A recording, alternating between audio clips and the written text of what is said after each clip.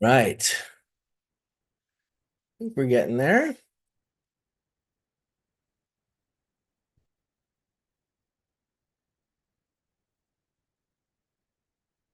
We're recording. Give us a few seconds here. I've had some technical difficulties this morning, but I think I'm getting it going. I think I'm getting it going.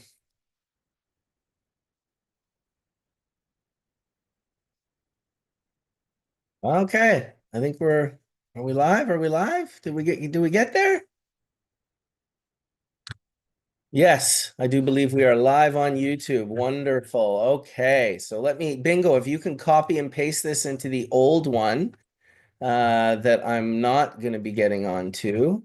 I'm going to have to send out the link to everyone as well. So just give me a few minutes here, everybody. There's the YouTube link. And now I'm going to have to go and send the actual link to everyone via email because no one will have gotten it because I had to change the link. We're in a different link right now. So I'm going to go into sent and I'm going to find my hash church. There it is. We'll go reply. Sorry, everyone. New link. Please come in here. All right. And then we'll go click, copy, and badoop, badoop, badoop, badoop. That should be good. Sorry about that, everybody, but hey, better late than never. It was not going to open in the regular room for whatever it kept telling me I had the parameters wrong. And so this happens sometimes. I might have had the URL stream key or the other. There's a whole bunch of different things that need to be done when you do this. And I suspect I just did it a little wrong. So happy to see everyone here. Welcome. Give us a second as it's going to take a few minutes to get some folks into the room, but I have a lot of people hitting me up. We'll send you that link. There's Chimera, I believe. Oops, this is the link now. All right. Okay, let's see if we got anyone popping in here. No, yeah, no stress, Alex. That's because you're not me. Trust me, this is all stress. It's like literally all stress. You can't even imagine when it's 8:59 and you go live and it just says you don't have permission. And you're like, oh, okay. And got to go into the back end and open everything. Also, my mouse is dying. I have about 2% on my mouse. So a little bit of a stressful morning, but it's all good. We'll get through it. We'll get through it. Welcome, everyone. We got 116 people watching live right now. I went to bed very late last night and ate a lot of gummies, so I'm a little bit hungover. I'm not going to lie. I guess I could put these back on. Let's see what we got here. 1 second, Ryan. I'm going to hear you as soon as I change my speaker to something that can actually hear instead of a microphone. There we go. There we go. No, that's not what we want. I am. There What you go. up, Kevin? Morning. Hey, good Morning. morning. Good morning, Ryan. Good morning, Kevin. How are you guys doing? Good, Oh, Marcus. How about thanks. yourself? Well, I had a little bit of technical difficulties this morning, plus I'm all like, I ate a lot of gummies last night. I got higher than I thought I was going to. And I guess I woke up a little bit kind of hazy this morning. And then with the technical difficulties of YouTube telling me you can't stream, I was like, what the trying to figure it all out. But I'm good now. We're good. We had a pretty big landslide here in Lions Bay in my small community. We had a house get taken out by some mud and rock. I got a couple people here at my house this morning who are evacuated from their home because they're right below where this landslide came down, took out monster trees like they were nothing, and put like 50 of them right across the Sea to Sky Highway. So the highway up to Whistler has been closed for 24 hours, which is fairly unheard of. A lot of people travel up that highway, so Wow. Lucky you didn't have too yeah. many people. No lives lost. Well, you know what? I think there may have been, nothing's been said publicly, but I do believe a couple was in the house when it got taken out. So they're kind of looking for them and trying to figure that out. It hasn't really been publicized like in our community, but I do believe two people lost their lives. That's horrible. Yeah, tragedy. Yeah. Yeah. It is definitely. Tragedy is a human necessity. It seems to give us perspective that is important that sometimes we forget about. And so it is what it is, and hopefully those families are, dealing with that. My father and my stepmother died tragically in a motorcycle accident, so I do know what it feels like to kind of get that call where you're just like, what happened? Like, what? Like, and then you just kind of, for me, I just collapsed. Very similar to the old Italian woman in all black at the funeral who jumps on the casket and is crying.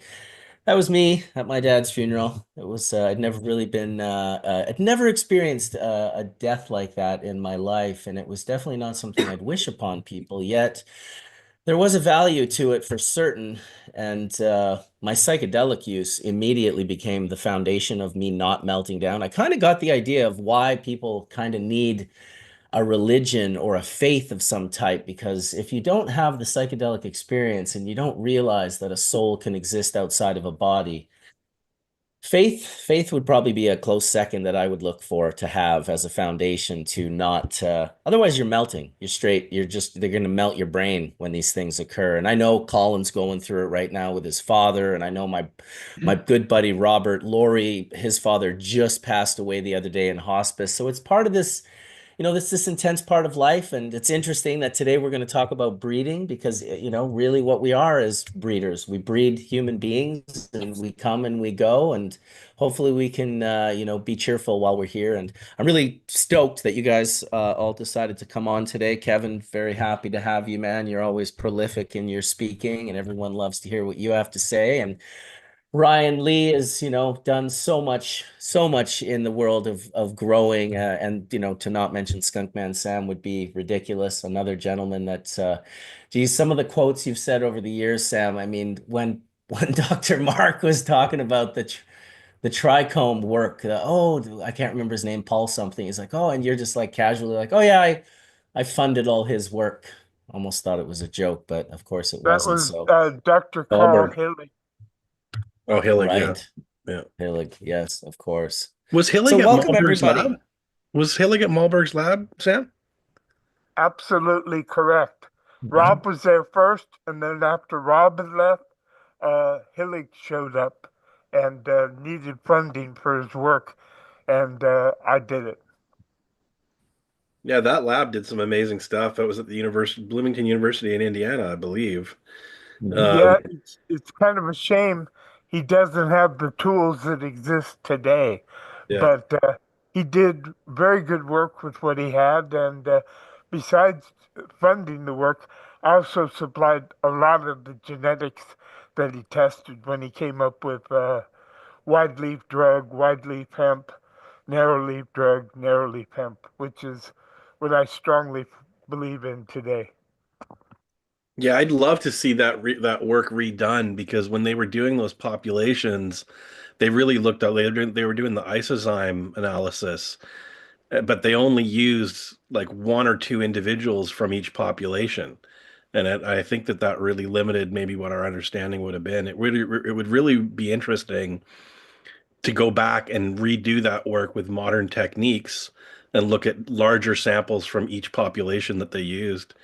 I'm sure it wouldn't change the results too much, but it would just provide some more context into what the story that came out of that. And that was Mark Sheldon and I were talking about that last week. Malberg's lab, they did or was it the week before maybe? Malberg's lab, they did all these really interesting studies, and one of them was they took these glass pipettes and they stretched them out to these really fine point tips, and then they went and were digging into individual trichome heads to collect samples, and then running those samples through I think it was a GC, wasn't it, Mark? Yeah, well, yeah, they used GC. They also used HPLC. I mean, they were agnostic as to what analytical tools they were using. But yeah, I mean, I think Carl, correct me if I'm wrong, Sam, I think was a graduate student Yeah. in Yes, he's a PhD now. Yes. yeah, well, but back then when you funded him, it was during his graduate work, right? Yeah. Absolutely correct. I Yeah. went and visited him at Dr. Malberg's lab, and Malberg wanted to go fishing with me, but that was not what I So was there for. in that online archive, I think we posted it the other episode when we talked about this, right? There's an online archive that some hemp Oh my um, God, he showed up. website that basically has open access to all his articles. If you go like the last three or four, Carl's a co-author on like all of that work towards the end. So, yeah, very important stuff. And the other work that was really important was I think his grad student was named Sun or Sung. It's a Korean guy. Yeah. Yeah, absolutely. He did Yeah. fantastic work. Yeah. Well, and interestingly enough, Mark Lewis, who just jumped in the room, he did his engineering work not far from Bloomington, and he really believes that a lot of that there was plants that would develop legs and walk out of that DEA licensed lab and generally influence the cannabis culture in that part of the world and in that part of the state. Welcome, Mark. Nice to see you. Hey man, how you doing? Good. Welcome back to church. Thanks. Thanks. I was waiting in the other room. You figured it out. Yeah, I made a mistake this morning and I'm not sure what exactly happened, but I had to start a My, new link. Marcus, I even emailed you a few days ago and said, "Are you sure this is the right link?" And you It said, was. It "No." was. I Yes, clicked it on it, was. I know. Let me try to explain this for you. So I go took me into to my another email. room. I'll explain it to you. You'll understand in a very soon. So what you're thinking is when I send the emails for the Hash Church panelists, sometimes I go and find an old email from like last week, so I know the majority of the emails are in there because copying like 20 emails in is a pain in my ass. So what I do sometimes is I forward last week's email so it'll say the wrong number, like it'll say episode 18 or episode 17. Now, today, what happened was I did that, but that link was the right link. But when I went in to use that link today, it was glitching out and it wasn't working. So this morning, I had to create a new link about 5 minutes ago. And that's why you guys were in a different room. So, yes, Oh, you were in the okay. wrong room, but Because not the reason you thought. yeah, it said that you were busy holding a different show someplace else, Yeah. Oh, and shit. And you're not invited. that's no problem. Dude, you're totally invited. Me and Mark Lewis will go off and we'll have our own little hash powwow. Well, listen, I think there's some heavy hitters in the room right now. So, I mean, listen, the idea was breeding. I don't know if Ryan, you have some ideas in regards to sort of directing this conversation. I know there's going to be 4 hours of solid amazingness that comes out of it. And welcome Johnny B, who just popped into the room and looks like he's freshly done like 100 push-ups. Wait a minute, Ryan. You don't have any children. You're not a real breeder, are you? No, not at the moment. That's true. Whereas me and Mark, we do have children. Yeah. Listen, there is Too, a bro. village in northern Thailand that looks a lot like Ryan. I'm not gonna lie. I've never been to Thailand. Tom I'm Hill. joking. I'm so joking, dude. Just for the Oh my record, I've never God. been to Asia. Um, yeah, I Shit. your email said, and I thought it was a really great context, a good place to kind of jump off the conversation, which is why I mentioned Mark and Kevin, was seeds versus clones, right? And how those two different types of propagules influence cultivation. And there's a lot of history in that conversation because we've ended up using clones because of the way cannabis has been over hybridized for years and years and years. And, up until recently, the only way to get to crop uniformity was to use clones, right? To get chemical stability. And some of the work that I did with Mark Lewis down in California was, probably some of the earliest work on towards getting towards chemical stability in a seed line. And in the last few years, Phylos and Refined Genetics, these guys have come a long way in creating actually stable seed lines. And so Well, we're wait a minute. You say refined genetics is stable, but they don't use true uh, homogeneous parents to create their F1 hybrid so-called stable varieties. Yeah, when I say stable, I mean uniform is really what I Yeah, meant. It was they're uniform. using inbreeding to create almost homogeneous varieties. So it's a little bit different.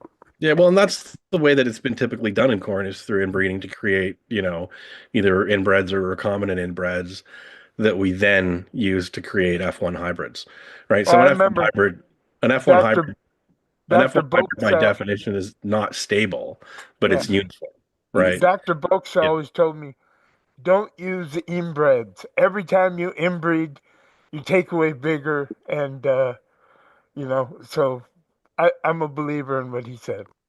Yeah, and if you look at But IBL, you did and that. what I mean, you did do that in the creation of the propyl lines, right? Like you created those four inbred lines. Yes, that's true. But what we also did was we restored all the vigor, which is what they hope that they're also doing. But they're not starting with homogeneous lines. We didn't start with absolutely homogeneous homozygote lines either. Excuse me. We because we only sold them 3 or 4 generations, and that's not enough to do it. If you want to have a true homozygote, you need to double a haploid or do some other trick.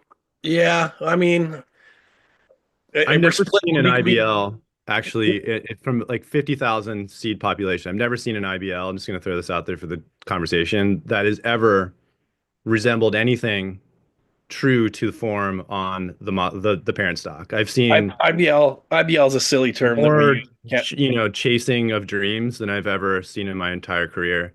Chasing yeah, an Well, IBL. the way I had described it was okay. So you take an IBL that's a cross between a white plant and a black plant. Neither one of those really exists, but regardless. Uh, and then you back cross it to either the white one or the black one for 3, 4 more generations. But you're never going to get a black parent. You're never going to get a white parent. You're going to Right. end up with a, yeah, you understand. Yeah, yeah. no, but Listen. We yeah, use the term IBL in the cannabis world in a really silly way. yes. IBL means inbred line. It could be Right. inbred one generation or it could be inbred 10 generations, Yep. right? And you end up with different things along the way. That's When we right. say homozygous, we really mean at multiple traits in the genome. Like we're starting to fix traits along the way. And the farther down we go the line, the more homozygous it becomes. Like if you self a plant, every generation you get 50% more homozygosity through the process of selfing subsequent generations, right? And one good example of this is when Sam sent the skunk over to the University of Mississippi, they inbred it for a whole bunch of more generations, 1 to 1, 1 to 1, 1 to 1, and eventually they got to a state that they called isozygous. Isozygous just means the same on both chromosomes, and that's approaching what you'd get from Yeah, like a doubled that's haploid. Mhm. that's true. And I did it on a family line level in California for 10 years before I brought it to Holland. And then I used clones to reproduce the seeds. And the people, like when I sent those to Dr. Voxa, he also told me that they were, oh no, it was a cytology lab we did it, that they were more homozygote than any of the registered hemp varieties that exist in the world. That's Right, skunk number one. because those things have been also bred on a population level, right? And, Exactly. and this comes back to this inbreeding conversation. When you inbreed cannabis, is an obligate outcrosser like humans. Okay, so when you breed two plants together, they each have their own variation in the family heritage that is essentially replicated, right? And it's a very unnatural process to breed brother to sister, brother to sister, brother to sister over a series of generations. And in humans, you just can't do that, right? You end up getting all these weird, defects in the children, and that's because there's this really high genetic load of um, defective alleles, or what we call lethal alleles.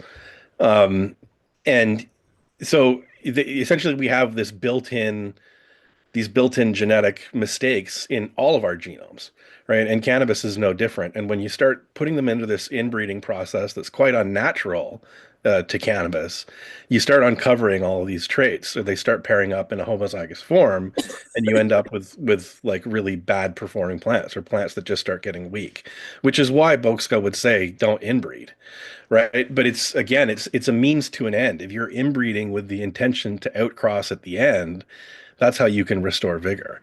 So, As Corn went as through. long as the ones that at the end you combine to restore the vigor have different Exactly. backgrounds, that really helps. Yeah. So What One thing did I want what to did DJ ask what did the DJ group. Short do in all of this? Like, wasn't he inbreeding and mutant Yeah. and finding mutants? Can you explain a little bit about how he went about that? Because it always seemed to work out in his favor. Well, it didn't. It didn't. I mean, anybody that's grown blueberry would really say that it's not a very high performing plant. It's got all Right. these weird crinkle leaves mutations in the leaf, and it's a slow growing plant, and it doesn't yield very much. And when you outcross it to a bunch of different lines, like we did in our hybrid, in our joint projects, that the outcross is actually way outperformed the blueberry, right? And it's actually a really good example of what we call inbreeding depression, right? This genetic weakness that gets built into these lines as you go throughout the inbreeding process. And Mark, you've done a lot of work on this. I'm sure you've seen it to some degree in your work as well. yeah, Um, I don't know if you know, but we've been focusing really hardcore on type threes for the past few years. Like not a lot of not a lot of action on the type one side for genetics these days, because everybody has a tendency not to respect contracts. But on the type three side, we took the propel 3Vs and we inbred them by terp profile. So we have, about 12 inbred lines that are S3 or deeper now, and same on the pentyl side. So when you pair those terp cassettes up, you get your hybrid vigor back. And you get like twice the oil, because you'll watch your oil start depressing. Like, that first integration step, you'll have like 3-4% oil. And then as you inbreed, the total oil just keeps going down. But you lock in the terp cassette, and then when you bring it back to the pentyl, you get that hybrid vigor Yeah, back. and that's exactly what we did for cannabinoids. And the same, there's a place in Europe called the Crag. I don't know if you've heard of it, but they do a lot of genetic work. And they were saying that it only takes three inbred steps in different directions to be able to create a hybrid with hybrid vigor. So S3 one way and an S3 the other way, and then you can bring them back We, together. we did it to 3, 4. I think we made a few that were 5 self generations, and after 3 or 4, they're most of them were functionally sterile. They would have viable pollen, but it was sticky and it wouldn't adhese, it wouldn't drop. So you had to use a Q-tip to make uh, hybrids with it or selfing. yeah, and they went through this with corn, right? Because corn or maize was also an outcrosser. Um, and essentially, it's one of these things where through selfing many different individuals from a population, there's going to be some very small subset of plants that have less deleterious alleles. And so you can actually go through this selfing process with thousands of different plants, which is difficult in cannabis because you have to with use. with corn, if I'm remembered correctly, their primary tool to get around a lot of this was they were using true sterile males.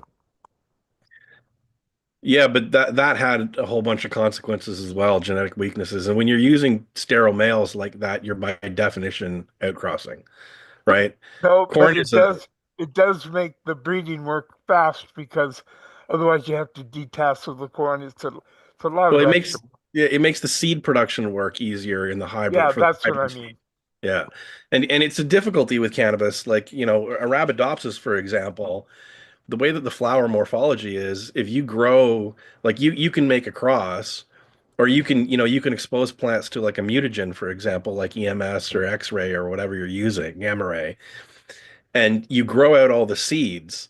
And just by letting the plants grow, they individually self-fertilize, right? You don't have to go into every single plant and spray the chemical or spray STS on a plant to make it self, which is an extra step that we have to do that really complicates the process in cannabis. So if you grow 1,000 individuals from a cross in Arabidopsis, and then you harvest the seeds individually from each one of those 1,000 plants, you now have 1,000 like F2 or segregating generation families, right? So it's an extra step that you have to do in cannabis in the inbreeding process that makes it a little bit more difficult. And do you enjoy smoking a Dabbleopolis?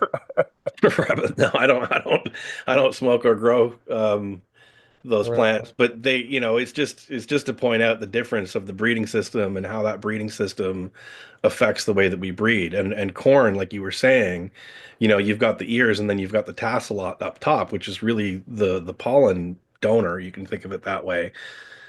They're kind of built to self in a way that is, different than the way we do it with cannabis. So Yeah, we want to for apply that same. example, when you have S, uh, what they call SU, the sugar genes, where the kernels, when they dry, they shrink up and get all wrinkly and stuff. Uh, the super sweet ones, if you don't keep them isolated, then the corn that you grow will not be super sweet. It has to be pollinated by a super sweet. Yeah. Yeah, well, it's just a different allele that's contaminating the process, right? And Exactly. again, because it kind of outcrosses it. Corn's a weird one, because the pollen is not really super, it's not what we call anemophilous. It doesn't flow in the wind. The pollen doesn't flow in the wind, but the pollen kind of drops on an angle away from the tassel. So the plants beside it will have a little bit of outcrossing.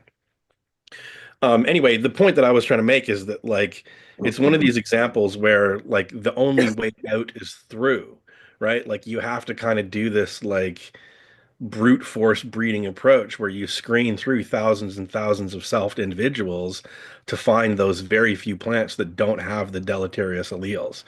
And that process of doing that purges the genome of the population of these deleterious alleles, and what we get out on the other end is these inbred plants that are way more suited for future breeding and future outcrossing.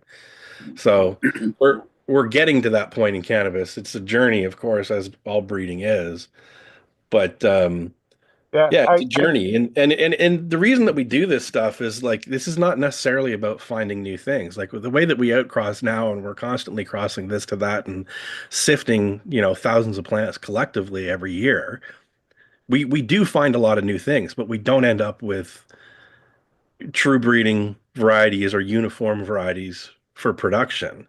And companies like Napro and Mark, with, helping their cultivators do this process, it's about taking these unique chemotypes and phenotypes that we found and putting them into a stable form that is more suited for agriculture. Because, as we've come to learn, planting crops from seeds is better than planting crops from clones, right? The plants just perform better.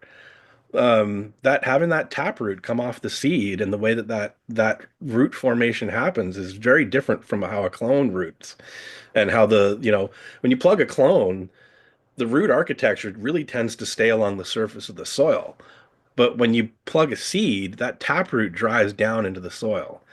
Um, when when I bred skunk number one, we used to pull the plants up, and we would take the individual ones that we were going to save as a clone that had the most biggest, largest, that they were from clones, or well, actually they were from seeds, but we were picking the ones that had the most largest ball of roots and really fine roots.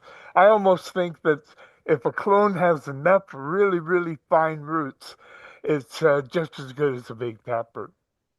One thing, guys, I want to just kind of pop in. I sent Marcus a text, and I was just thinking about, the concept of single nucleotide polymorphisms and how that plays like such a crazy role in where we select and how and what we select towards. And it's almost as if we don't quite have the full picture, because if you look at single nucleotide polymorphisms, it's a Rubik's cube that constantly changes on you, right? And I think that's at the end of the day, from looking at many varietals and cultivars across many spectrums and many years, it starts to tell it. This is I landed on this over the 2 years ago, just in this concept of we really have to go deeper here to really try to pair these things, because we're just every time you get a step forward, it's almost like you're trying to keep a straight line that wiggles a little bit, and it just gets even more wiggly.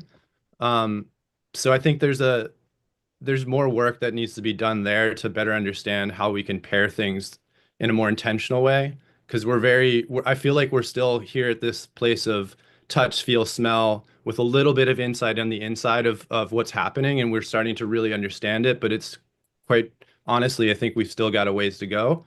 Although we've made such amazing strides, it's very clear when you look at the S&Ps that we're kind of still way out there in the ether. I don't know how anyone else feels about that, or if they're studying this or looking at that, but I just thought for the sake of the conversation, it'd be great to hear Kev's thoughts. And, Mark, if you're looking at this type of stuff, it sounds like you have, based on, the work that you're doing. You said two words that were very key to me that kind of made me believe that you understand this. But it's such a really deep conversation that gets in the weeds quickly, at least for myself. That I just wanted to bring it up with the group and hear your thoughts, because it's really a fascinating subject to me. As I said, it's the Rubik's Cube that keeps changing, and new colors appear, and it's nuts. So I'll leave it there. Yeah, I don't know about keeps changing, because you could pretty quickly screen for different terp synthases now, obviously THCA synthase and all that stuff. And we got TPS gene screens. We're looking at height and width SNPs. So there's a lot of cool stuff out there. I think we're just adding to it. The Rubik's Cube just keeps getting more colors, like you said. I don't know how much they change. Yeah, But that's better use of terms. Like I guess we're expanding, right? And as we expand, I guess I'm looking at it as a change. It's more of an evolution, I guess, is the better term for it. But I yeah. used to kind of until about, I don't know, 8 months, a year ago, I used to poo-poo a lot of people's genomic work with cannabis, because I really didn't have confidence in most of the people doing the work. But since then, we've collaborated with the Salk Institute, and then they did the pangenome study, and work with a great molecular biologist now who's just he's super sick, and he develops his own markers, and it's moving fast now, like you said, and it's just I have important. a question for you, Mark. Do you think that, do you know, is there a THCP synthase? Ooh, I don't know about that. I have to ask my buddy. We haven't really got into the super THC, because I'm over in the hemp world all the time, Dave. It's not. Well, actually, that's I'm with the slaves and the women. the THCP that they did find in Italy was in a hemp variety. Uh-huh. But yeah, we don't see a whole lot of we're not going that route. We're focused really hardcore on the essential oils, because we provide the genetics to terpene belt farms, and what they're doing out there in Byron with their essential oil.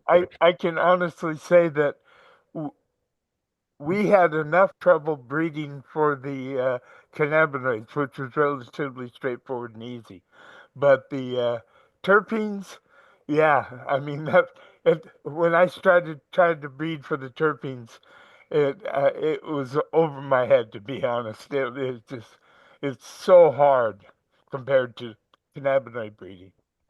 What's really cool is when you start, when you find things that produce both D and L, like limonene, because you usually don't see both, or you only get the one that smells musty, not the one that smells lemony, so that's where it starts getting really tricky. And then the downstream products from, if you're producing, like a pinene, and then you have the downstream isoprenes and what they go to form, and how some plants can have every terpene synthase present, but they're only producing, terpenylene and myrcene, which That's what I was finding. And yeah, it was like banging my head against a wall. yeah, and then you'll have a plant that only shows like 3 terpene synthases, but the whole rainbow's on the phytofact. So it's like an Well, interesting. yeah, Sam, you also didn't have the assay that we had at NAPRO, right? Like NAPRO was the first company to really start quantifying terps in that way.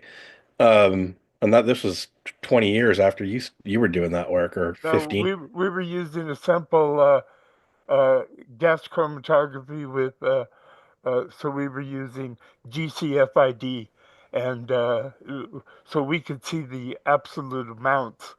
But yeah, and one thing I will admit that when I made simple crosses between like a skunk variety or a Thai variety or an Afghan variety, I was shocked how easy it was that if I didn't know what the varieties were, so double blind testing, I could match the parents and the progeny just by their terpene profiles. It blew my mind how accurate I was. Yeah, I I can know only that. imagine at that point in time, like that epiphany of being able to see a little bit further, that early. It must have been just a light, a shot of light, a lightning bolt to your body. Well, what we were doing was we were trying to look at the different terpenes and how they modulated or potentiated THC. So we were really looking at the recreational values of them more than anything else. It's amazing. I mean, even today, I mean, the fact that we're at this place with technology and now we have machine learning and AI coming into the mix, we have all these things that and tools that could really help further simplistic studies that can go quite far and really help lend a hand in some of this stuff. Because the gaping gap I think here is really research, in terms of like spend.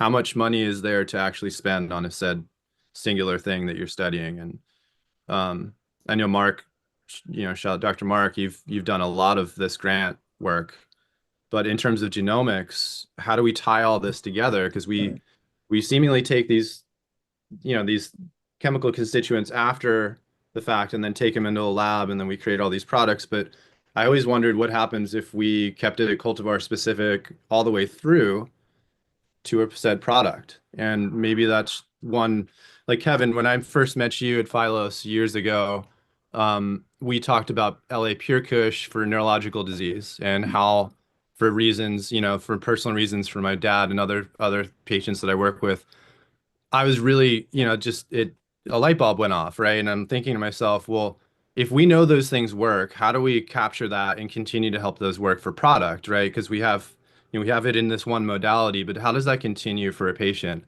And it seems like genomics is the first point of contact that we kind of, we utilize it, but we don't lean heavily into it as much as I believe we may could and should. Because they're tools, these are tools in the tool chest. They're screwdrivers and different types of screwdrivers, right? And hammers and nails, etc. So how do we utilize that further in terms of genomic research and then outcrossing? And what does that, what does that look like in a world of F1s and moving super fast? Mark, you see it every day in your work. You're being asked to make flavors every second, right? To, company product. But how does that get tied into an overall conversation of wellness, and how does the plant, from a wellness and health point of view, how does that stay together? How does genetics become a more important aspect to product dev? Apologies, but I kicked the ball on wellness a long time ago. I'm looking for commercial viability at this point in my career. So Yeah. I'll let the doctors and physicians and all those folks, homeopaths, figure out what the wellness is. I know that the more research I do, the less I consume. That's all. That's all. All I know. Don't want a panic attack, Ryan. Remember?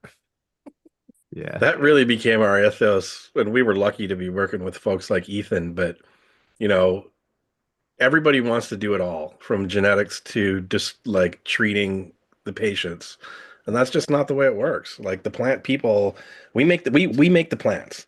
Let's let the doctors figure out what works, right? Because these are like the genetics is the therapeutic aspects in the medicine. That's a deep hairball, right? And it's kind of egotistical to think that we can do it all from seed to cure, right? And we were a plant research company, right? And so we would develop the plants and find the new things and be really diving deep and focused on what are the new smells, what are the new flavors, how do the traits inherit, how do we stabilize, like Mark was saying, propels versus pentals and yield metrics and all these other things. And then we'd pass the torch, right? We'd hand the baton down to the doctors and let them figure it out. Because that's what they do, right? Also, you're much stronger as a team.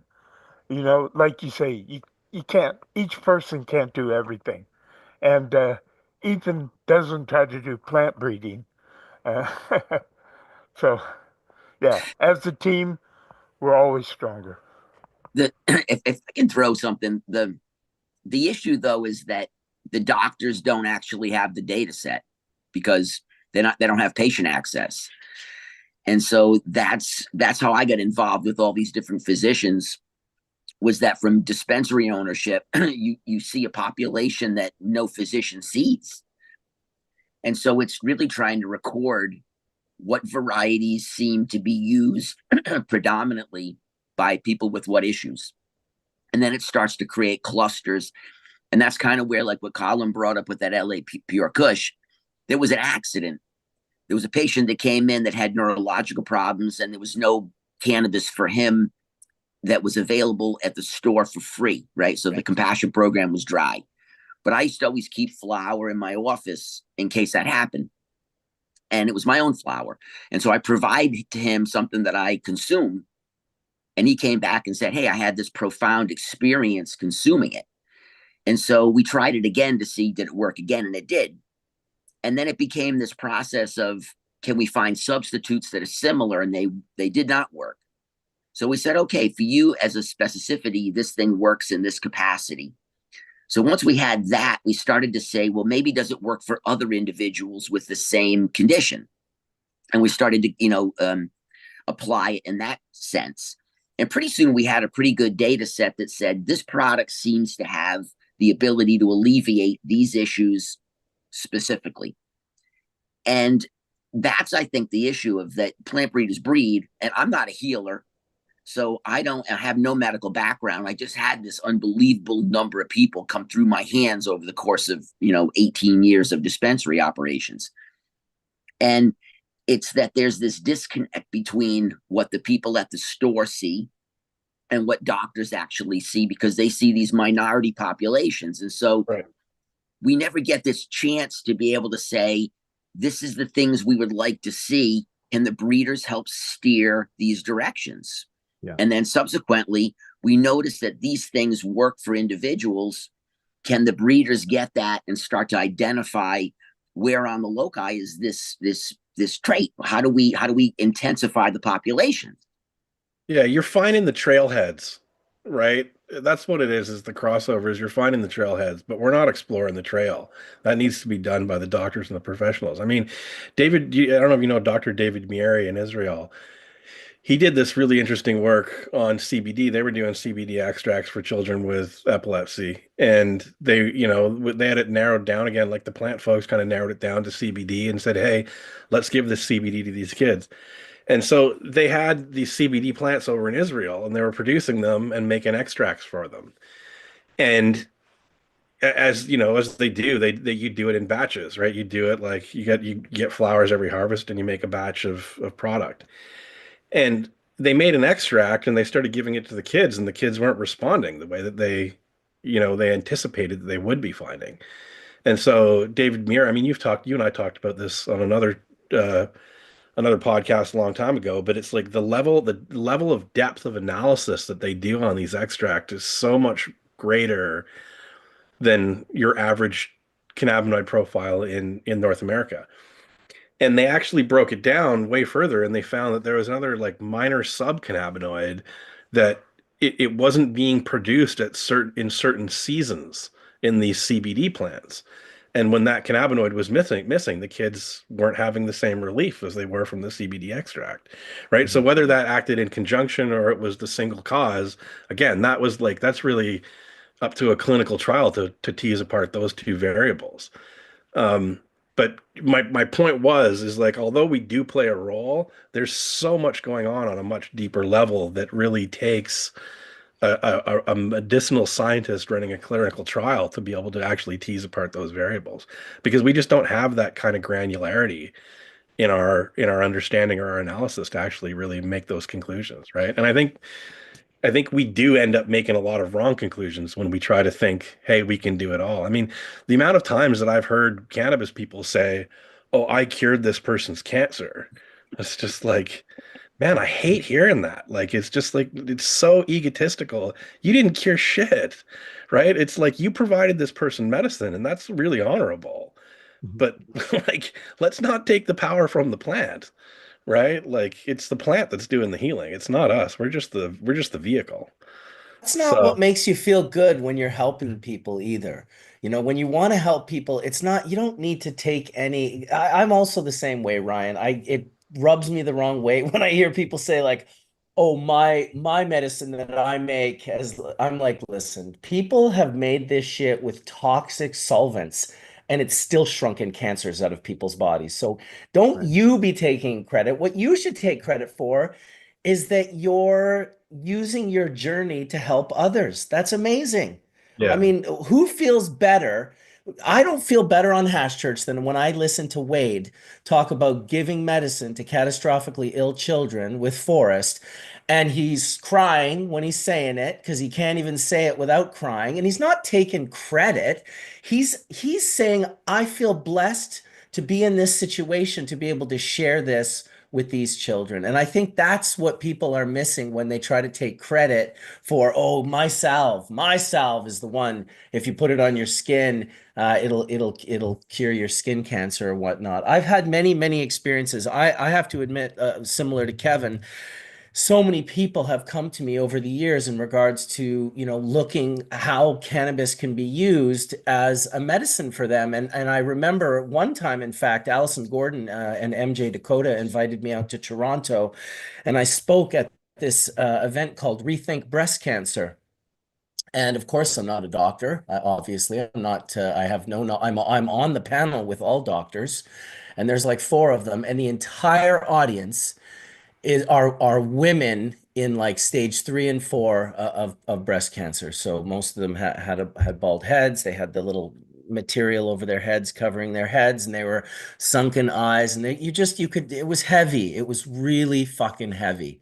And one woman stood up and she's basically just looking for hope. She's just looking for a little hope. She's looking for one of those trailheads that you were talking about. And she asked the doctor, I've seen so much information. Can you just tell me yes or no? Is it possible that cannabis has the power to shrink cancer? That's all I want to know. And then the doctor gives her this runaround answer. Well, we can't say that. And she goes into the realm of protecting her license. And I was just like, oh my God, like, of course we can say that. Like, haven't you read the studies? Like Dr. Christina Sanchez and Guzman out of Madrid, like apoptosis, like it doesn't mean it happens every time, but it definitely shows that it can happen. You can tell them that. You should be able to tell them that. They couldn't, none of them. So I grabbed the microphone and I ended up telling them. And then that woman was a woman who I ended up meeting in the parking lot later. I said, listen, I have cannabis products. You can have them all. I gave them all to her. I'm speaking with Allison later that night, and she's just kind of crying. She's like, Mark, I know you're trying to help them. You don't understand. Like, it's such a high percentage. So many of those women are going to pass away in a very short period of time. And I was like, well, whatever, if I can help one, that's something. I gave her all the hash and products that I had in my trunk and ended up sending her some other products, just to kind of get her into that trailhead This was, some years before legalization here in Canada. Anyway, she is still alive to this day. And she was in like stage 4. This was like 10 years ago. So shout out to Judith if you're listening. It was great to meet you, and But I'm not sure really where I was That's going with that, but Marcus, that's kind of the tie-in that I'm getting. That's why I brought that up, is because I think there's two different ideologies here. Like I understand Ryan, like yes, they are the experts, but there's also you're an expert in a certain subject matter, and you may have spent your whole clinical career in college and going and doing these other studies and learning about all these other chemical constituents and monomolecular studies and all these things.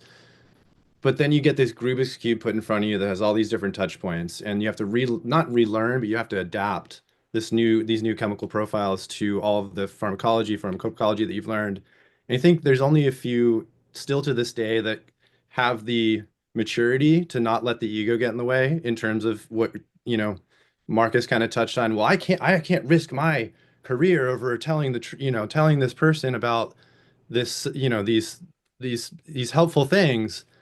I think there's a problem inherently with that, and I think that's where we need to break down the barriers and get the right people together so we can, like you just said, well, if the varietal is not grown a specific way and we don't understand, how to grow it seasonally, or it's happening every other season, can we inform the cultivators from a genomic research point, and then that can trickle its way down to then bring the right constituents in so we can have the better, healthier conversation that doesn't have fear baked into it based on a system that doesn't truly support what we're after here, which is or trying to or worse, Colin, not just fear, it's the theft of hope. right. It's like, what's the Hippocratic Oath? Like, it's to do no harm. Well, then you can't steal hope from terminally ill people. You, Yeah. you have to give them hope. I would love to hear from Wade. He just put his hand up. Welcome, Wade. You're looking good this evening. Yeah, I had to turn off my headphones. Can y'all hear me okay? Perfect. Perfect. Thank you. That was a beautiful story you shared, Marcus. It reminded me of some folks I know. And part of where I found solace in the dilemma that we're talking about here is, yes, cannabis does seem to help some people with cancer that is pretty hard on their bodies and their souls. And I think it's really important to remind everybody that that person, that patient, if you will, is dealing with a whole bunch of things besides their diagnosis. And cannabis, there's no question in my mind, and I think for anyone else here, that the right chemistry at the right dose, the right way of taking it into their body will give them a better quality of life. And hello, why not give someone a better quality of life while they're in the midst of dying? Because I got to tell you, that's a path every human being will walk at some point. Every one of us. It's the price of admission to life. So anything you or I or any other person can do in providing appropriate cannabis products to a person with a terminal diagnosis, you're doing good work. That's just Well, Wade's opinion, and I'll leave it nothing at that. feels Thank you. better.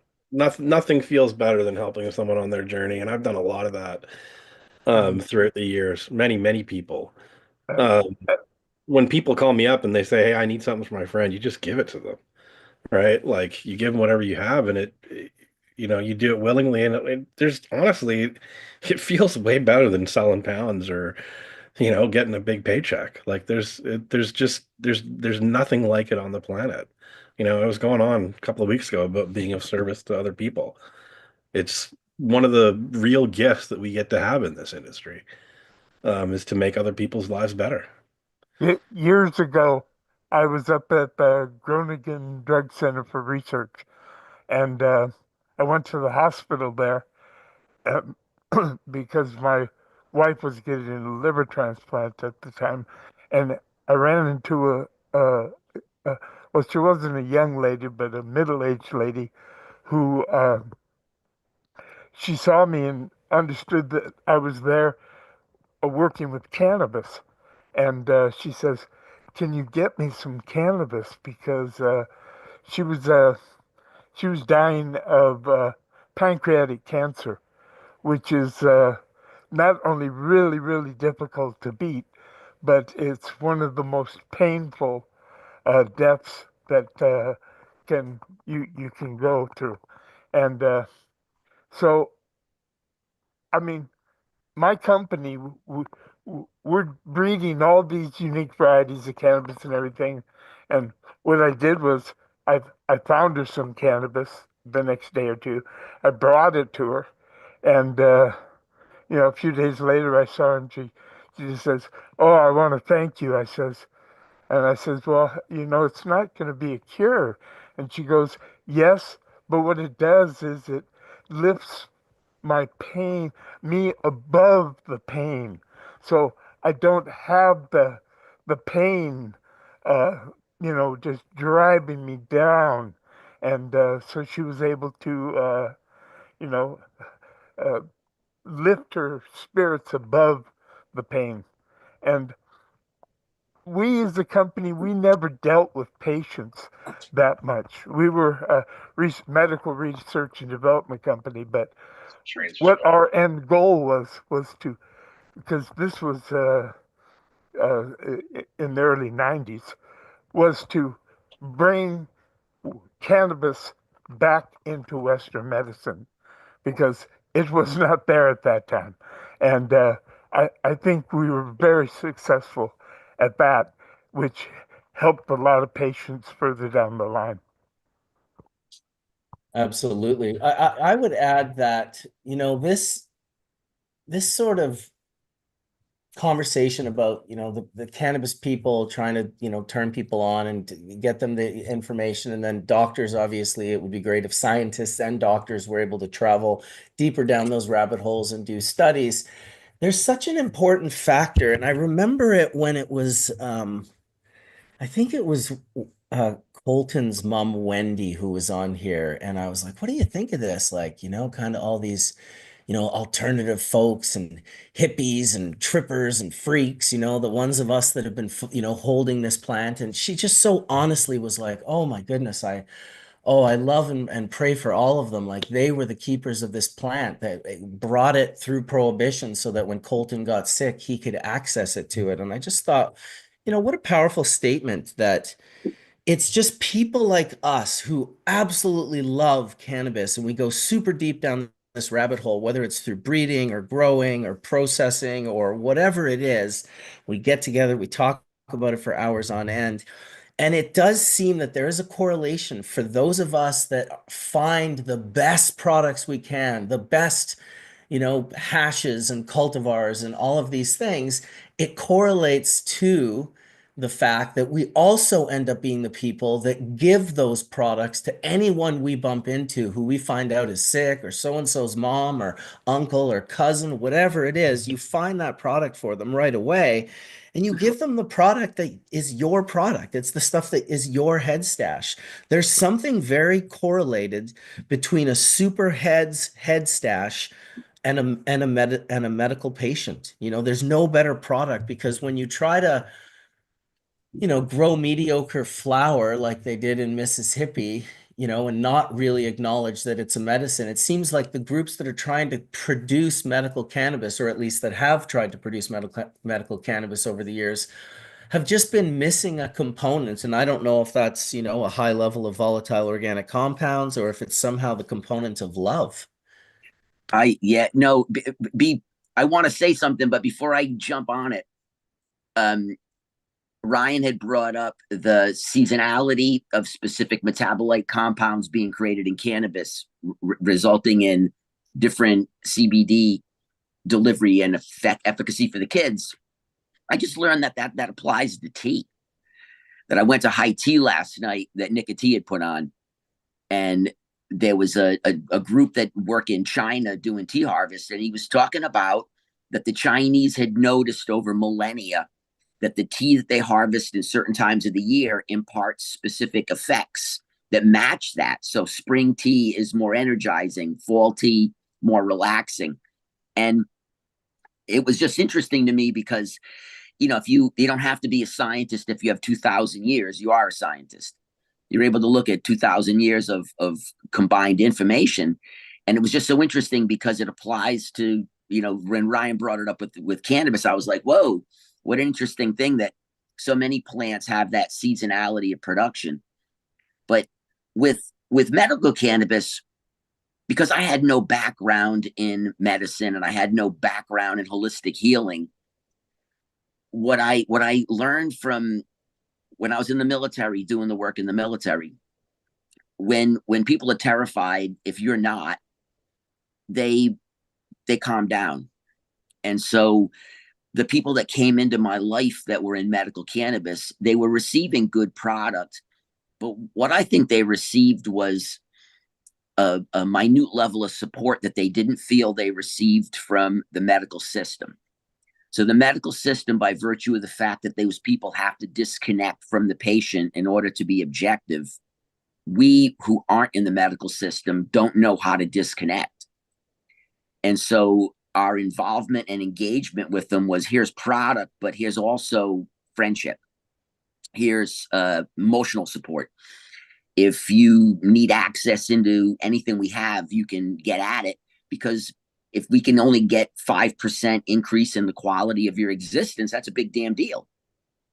And I think that has the value because it's the empowerment of the individual struggling that lets them do it. It's that same deal where you throw a rat in a tank and they swim for 30 minutes and then they drown.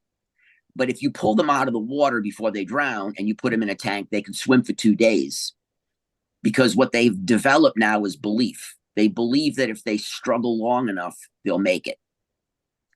And so I think that that's really the success that we had with medical people, was that we didn't approach it from the same perspective, because what we knew was that I'm not qualified to tell you if you're going to live or not.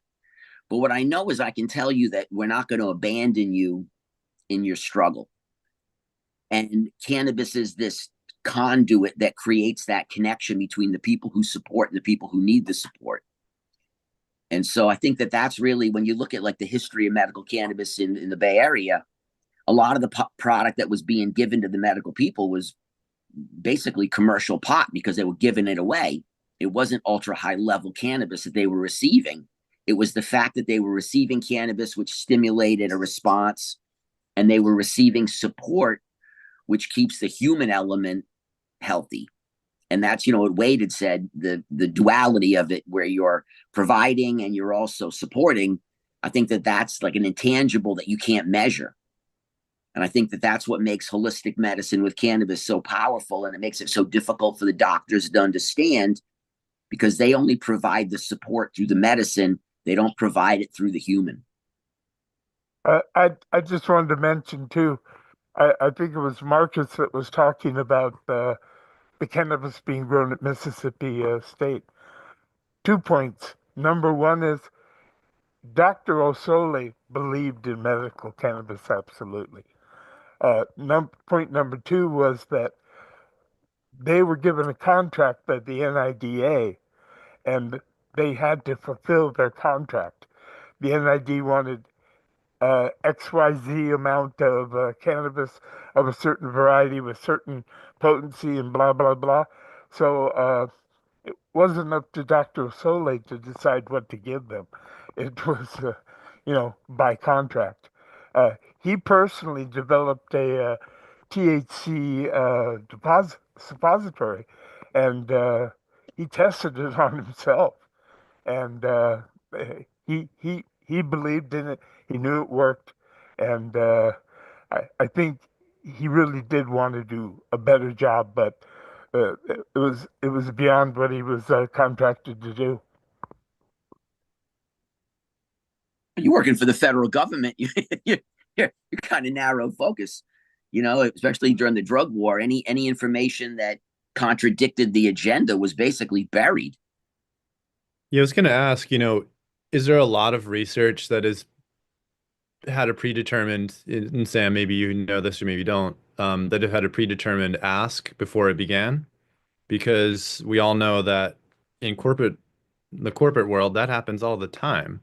So you know, Well, when you write, Well, grant, in the you have to in design the the experiment, and the whole point is you have a problem you're solving. So all research is predetermined. I mean, that's kind of the way of science.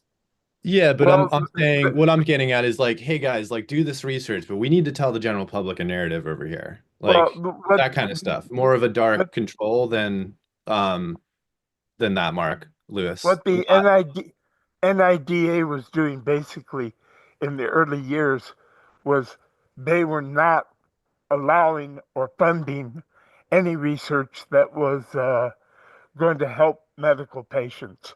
What they were doing was looking for things that was bad about cannabis.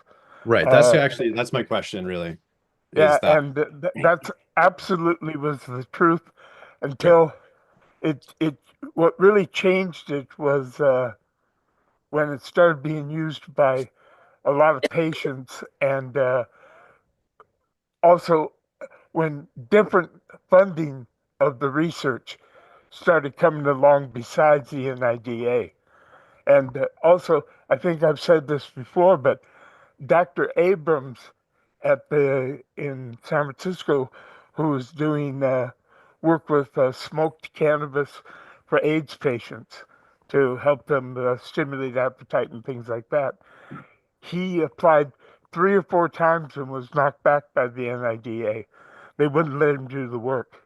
And I suggested to him, what you need to do is apply for a grant and permission to do the work, but worded in a way that you're looking for something bad, why cannabis shouldn't be used, and then just find out and report the truth.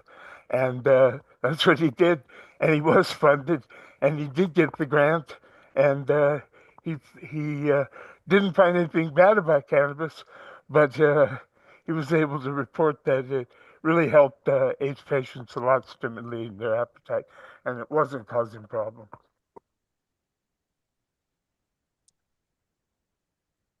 Yeah, I thought his best work was with opiates and how you could co-administer THC with opiates and you'd only have to take half the effective dose and you got the same amount of relief. That was a pretty cool study. Yeah, that's absolutely true. Yeah. And that's what the gal who was up in Groningen Hospital when I gave her some cannabis to help her. That's the thing she told me. She goes, with cannabis, I only take half as much of the because she was on a, a self-administered opiate morphine drip or something like that, and she, the trouble with that is that these drugs you have to keep taking more and more and more and more to get the same results. And if you can delay that with cannabis by only using half as much opiates, then you're going to have, twice as long before you reach that point. Yeah, it's funny Johnny because B. Oh, sorry, Johnny B had his hand up. Yeah, I just put my hand up. I didn't want to cut everybody off, but as we're talking here for about medical patients and everything is about medical, and that's just always my take on things. And as we're discussing that, my new book just came out from Pharma to Freedom, and chapter 8 is talking about a lot about what we're talking here because this is about for medical patients. It's 99 cents on Amazon right now on Kindle. I'm just plugging myself right now, but a lot of stuff we're talking about in here is actually I've been writing my story and how we can take a look at the systems and look at advocacies and how we can actually public awareness campaigns and stuff like that. So everything we're talking about here I actually wrote in a book, and all the stuff I've learned from you guys from House Church and over the last 20, 30 years, a lot of that's in this little book here right now. So I just want to say, I love you guys, and this just resonates with me so much. So just keep kind of advocating and pushing that, and we got to write more and do more for people out here because it's really important that we get this information out there in any which way we can possible between groups and leadership groups and writing and stuff like that. So yeah, as we're talking about it, I'm sitting here like in tears a little bit. So I just wanted to kind of, this is what we're doing here right now is spreading that love and spreading that joy. So thank you guys, and just want to say that. So it's my background right now. Became a #1 bestseller. last week on Amazon. So it was, you know, and a lot of people are reading it, and through some other worlds, through my Tony world and stuff like that, and some senior leaders and stuff in there. It's a really good book to kind of give people the education who'd have no education, so they can really take a look at how far we've used it and what it is for patients, and how we can actually really take it to the next level. Education is the key here, and that's what we're doing here right now, is educating, advocating for it. And also, medical is really important because cannabis prohibition was put up by people who didn't give a fuck about cannabis. And when their relatives, their loved ones got sick and cannabis helped them, you better believe that it changed a lot of prohibitionists' minds. Yeah, well, that's what we keep doing here. So I want to thank you all. And I see the chat's all thanking me too. So I just want to thank everybody here. And the next steps, right? 2025, what we can do, and with new technologies and with new voices and what we're doing here, and with AI and the legacy moving on. Smart AI and cannabis is coming out in about 3 months. So I'm gonna be really kind of pushing this towards how we can actually start moving forward with education for patients and for more access internationally, right? So it's we're really looking forward to this next little push here, guys. I wonder how AI will play a role in the future of cannabis breeding, of discovering and understanding new genes and new, you know, new components of the plant that maybe we're unable to, you know, aggregate the data that we currently have in a way. Like it'll just be interesting to see how we can use AI. I mean, I saw you and Ryan got together recently, and you guys created like a virtual like chimera. Mhm. That was pretty cool. So, I Oh, mean, on the topic of AI, like I was just reading an article about Google's Gemini 2.0 diagnosing pancreatitis from a CT scan. Mhm.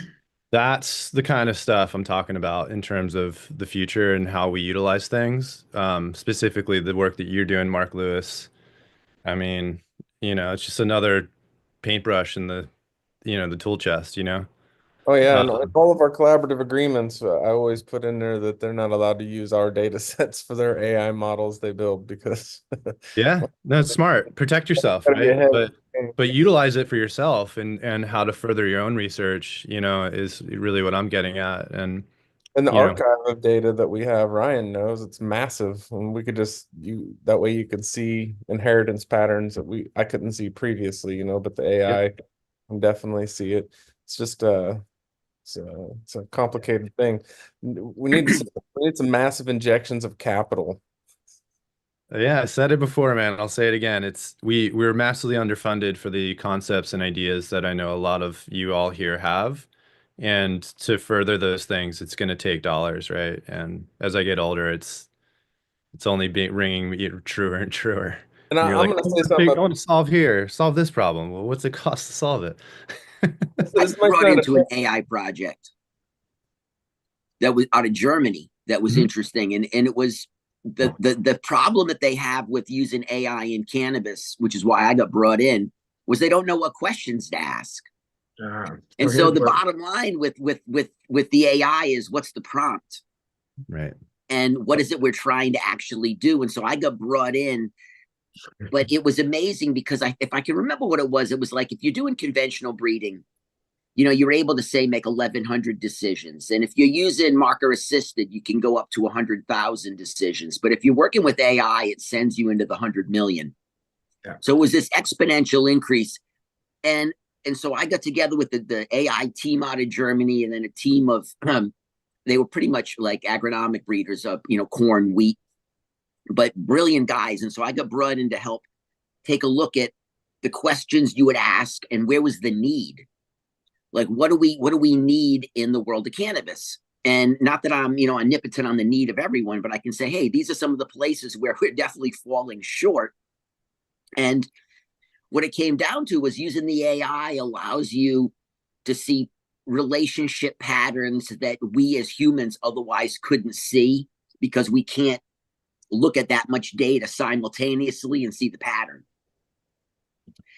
And I think that once we start to be able to, and the issue with it is, in order for you to do this work, it's proprietary. So whoever holds the fucking AI key controls the data flow. So it isn't like we have the ability to kind of make a benefit that kind of spreads to many. It's some very specific. The company owns the data now. They own this path. But I was just fascinated by the ability to begin to use some of these tools in this regard. And it gets kind of scary because when you start to apply, like everything I see now, I start to think is AI. Anybody who's a prolific poster, I'm like, that shit that you didn't write. You can see this vanilla. And when I do writing, I throw it onto AI to see how AI would edit it because I don't like the edit. But it always lets me realize where there's me and then what AI removes from me. And I think that that's part of this process, is that we don't have this ability to get all the people in the same room at the same time with a common agenda. And, fuck, we all want to get paid. But with cannabis and research and science and medicine, the financial part can't be the driving force, or otherwise you never get the product to actually hit the people that need it until the monetization component's there. Oh, you got a birthday today, man? Happy birthday on you, boy. Congratulations. That's awesome. You're muted, brother. Oh yeah, you're muted, Colin. You got me excited because what you're touching on is very much like the creative process where you iterate, and where you started is rarely where you end unless there's a real directive towards finishing that. Yes. Especially when it's open-ended. So to have more data points to be able to actually see that through iteration and process, that's the key right there to fully, cognitively expanding your own mind, right? And I think that's really what we're after. But to your point, the danger comes in when someone wants to take ownership of things, right? And then the monetary value, and then the ego starts to seep in, as Marcus said earlier, and that's where there's a balance, right? And that balance rarely lines up like harmonics. And that's the hardest part about this. But the tool is unbelievably powerful, and that's really hard to unsee. So thank you guys for an amazing time here. I'm gonna peace out, but you guys are all amazing. I love you all. Kev, Marcus, Mark. What's up, Colin? Good seeing you, Wade, brother. Happy birthday, Huckman, Sam, boy. Chimera. Love you all. Thank you. Happy birthday, Colin. Yeah, happy birthday, brother. Thanks, May bro. it be a good one. Someone in the chat, Young Z, just said, I had AI explain to me the Pia Teletech as Tupac doing a whole song. Dude, have fun with it, right? That's sick. Dude, it's all about the prompts. And I will say, Kev, it's gonna get scarier in the sense that you're right. Like, depending on how you give the prompt, AI will lose components of what you would sound like. But if you start training the AI to learn what you speak like and kind of guess what you're going to say next, when you give it prompts, you can say, in the way Kevin Godfrey would write this, and then you'll see that gets even scarier. But what's trippy, Marcus, is that what happened was someone reached out to me to do a chapter for a scientific book, and it was what I covered was the history of cannabis in California, and when I ran it through the AI, just because I play with it, I don't use the tool, but I use the tool as a cleaner. It constantly removed the fact that we screwed the Mexicans over, that it wouldn't take away the fact that there was racism driving the phrase marijuana, and that in 1910 the newspapers said the Mexicans are going to steal your jobs. Right. And so no matter how I prompted AI, and I was like explicit, do not remove this portion, it couldn't not remove it. Was that ChatGPT? And yeah, and it was, and I think I even have a paid. I might even have a paid version. But the point is that it's what AI you're using. Correct. And so that's where it gets confusing, because no matter how I changed the direction and was explicit in what I wanted, it wouldn't leave that in. And so I was cracking up, because I'm like, is AI revisionist? Is it a revisionist history machine? Yeah, they're handcuffed. They're set around these guidelines that they have to follow. Right. And there's going to be more of them. I mean, the Mhm. government's going to be putting in Keep in regulations mind, around all that stuff they too. have guidelines set in there and they have different parts of ChatGTP. So they have 4.0, 3.5, then they have 1.0 turbo and stuff like that. So a lot of these ones now I'm seeing that I can't get into and block, but a lot of the GTPs or the agents I built a year ago are like back key doors they can go in. So it's understanding where you were on that time frame and how you can actually now use the ability. And that's the thing about like a super intelligence, what's pretty cool about it is Mhm. where you were in that time frame, and there's different parts of ChatGTP. So you got 4 different large language models inside of that. Then you can use Claude, then you can use Perplexity, you can go to Gemini, you can go to Copilot. They're all based off a certain different, like the way they stack information. Like when you're a kid, as you grow up, you stack information. That's what's happened with these models. They've all stacking information. So if you have the ability to come back to your 5-year-old or your 10-year-old because you have that knowledge, then you can. So it's depending on where you come in on this platform and where you start adapting and learning. So what you're having problems with, Kevin, contact me. I can help you out totally with all kinds of cool shit. Totally. Big time. And Kevin, I have a question for you. Which you say you were doing California history. Who was you doing this for? This was for Aniel, who's My Flora DNA. He's the individual that owns the My Flora DNA company. He was reached out to. I'm trying to think of the publisher, but it was a scientific No, publisher. that answers my question. I was just curious if it was the professors at Humboldt University. No, it wasn't. It wasn't through HSU. I know Dominic really well too, but this was Aniel where he was brought in, and we wanted to cover some topics. And I said, "Oh, I'd love to cover California history," and mostly because a lot of it is that we took a smoking culture from Mexico, but then in the late 70s, we kind of adopt Asian genetics, but we don't take the culture of hash smoking until now. So to me, there was this huge irony of that we take the consumption and the genetics from Mexico that begins California's rise in the early 1900s. And it also begins the demonization with the word marijuana, with the fact that they associated the drug with Mexicans stealing your job. Then they expanded it to be where blacks will steal your women. And so this was this huge rhetoric. And I wanted to make sure that that shit was clearly stated because it's what shaped the very culture we're in. That it's this constant nonstop theft. I never felt strikingly that way on point, though. I never felt that way because my wife is Hispanic, her background, so I was doing it the other way around. So it was just really it was interesting to me that when I used and I started playing around, just I couldn't, when I first did it truncated the chapter, and I just said, well, that's weird, why would it remove all these key elements of a story?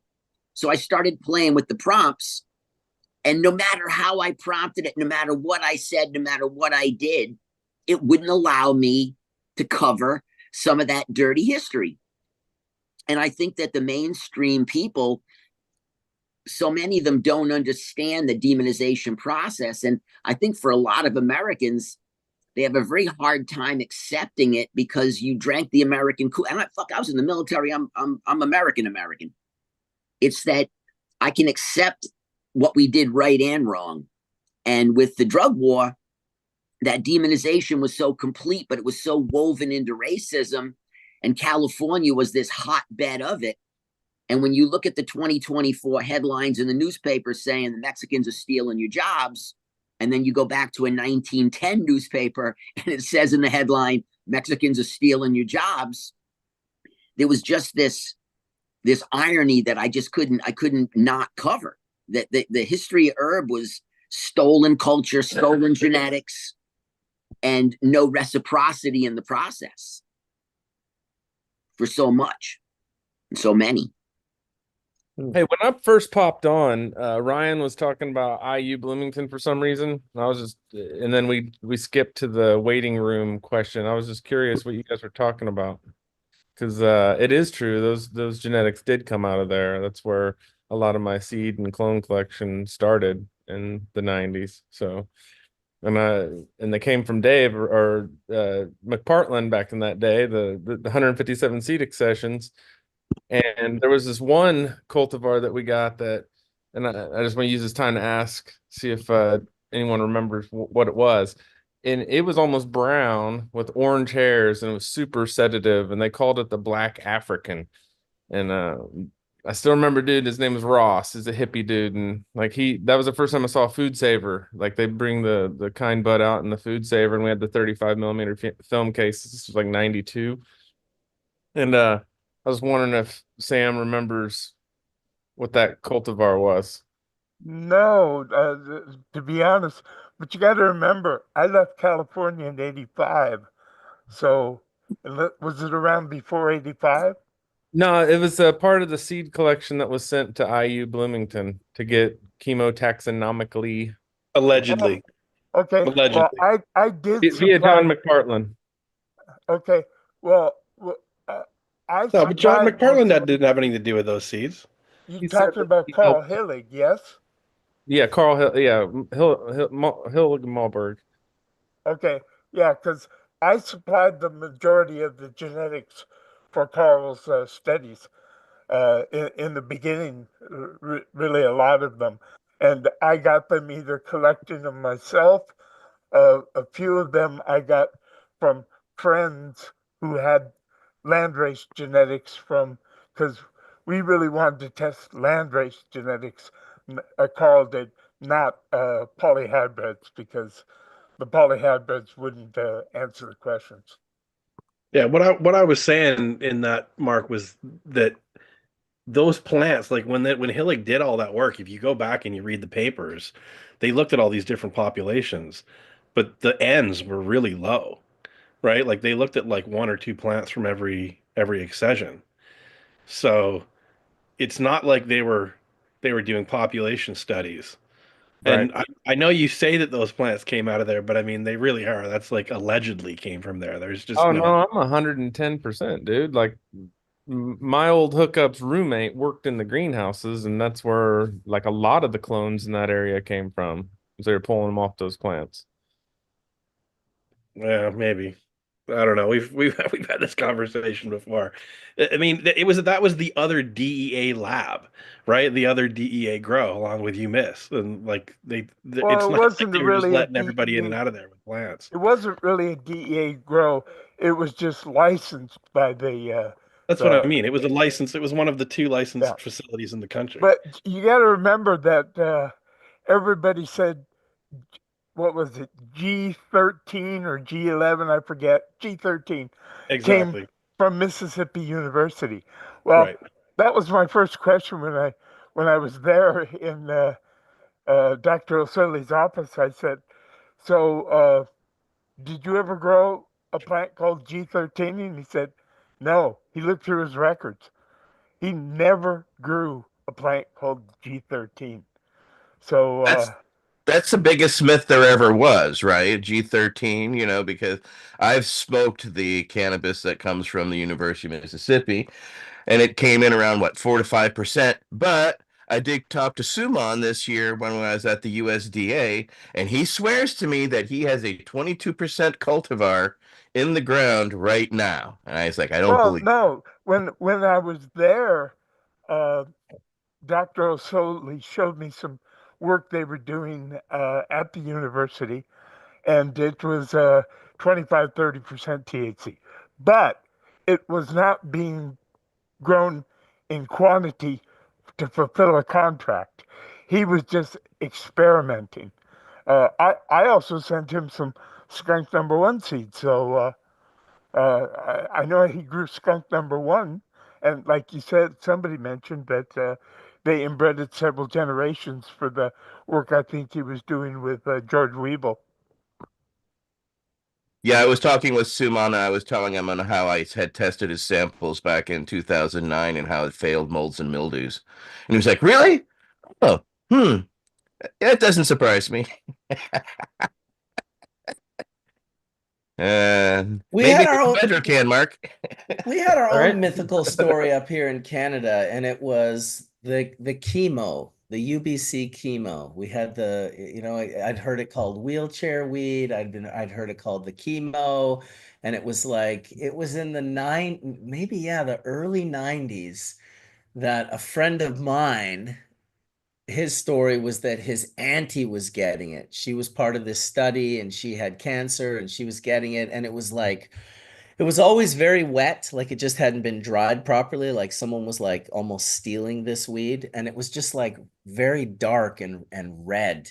And Was was was that the story where David Suzuki Yes. supposedly bred it? Yes, and I went to UBC and I worked in the botany department and I asked everybody at the department if they ever grew weed there and they absolutely did not. So it's Well, another I one of those I asked stories. David Suzuki if he ever had that variety, and he told me no. Well, and I just David posted something in the Suzuki. chat, but maybe Marcus can pull it up and put it on the screen. I was actually Sure. driving into work at NAPRO one day and I ended up behind a subcompact car and it had G13 on the license plate. And I went and looked it up. G13 is the government code for a subcompact car.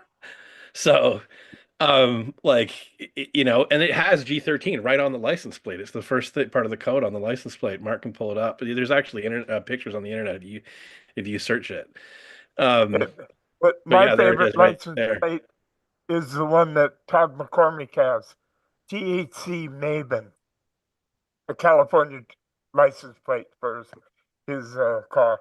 You'll THC see it Maven. if you drive around California, or I'm sure it's other parts of the countries, and you see government plates on there's specific government plates for government vehicles, and all the subcompacts are the first part of the code is G13.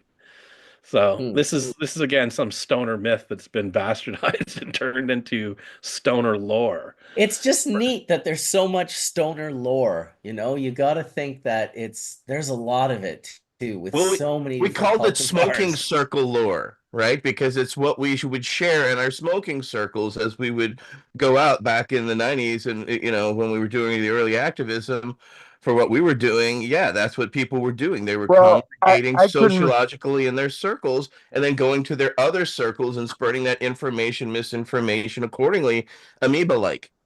and I Yeah, can exactly. remember when Playing the I was telephone reading game. about my company, Sacred Seeds, which I started in the mid 70s, the world's first cannabis seed company.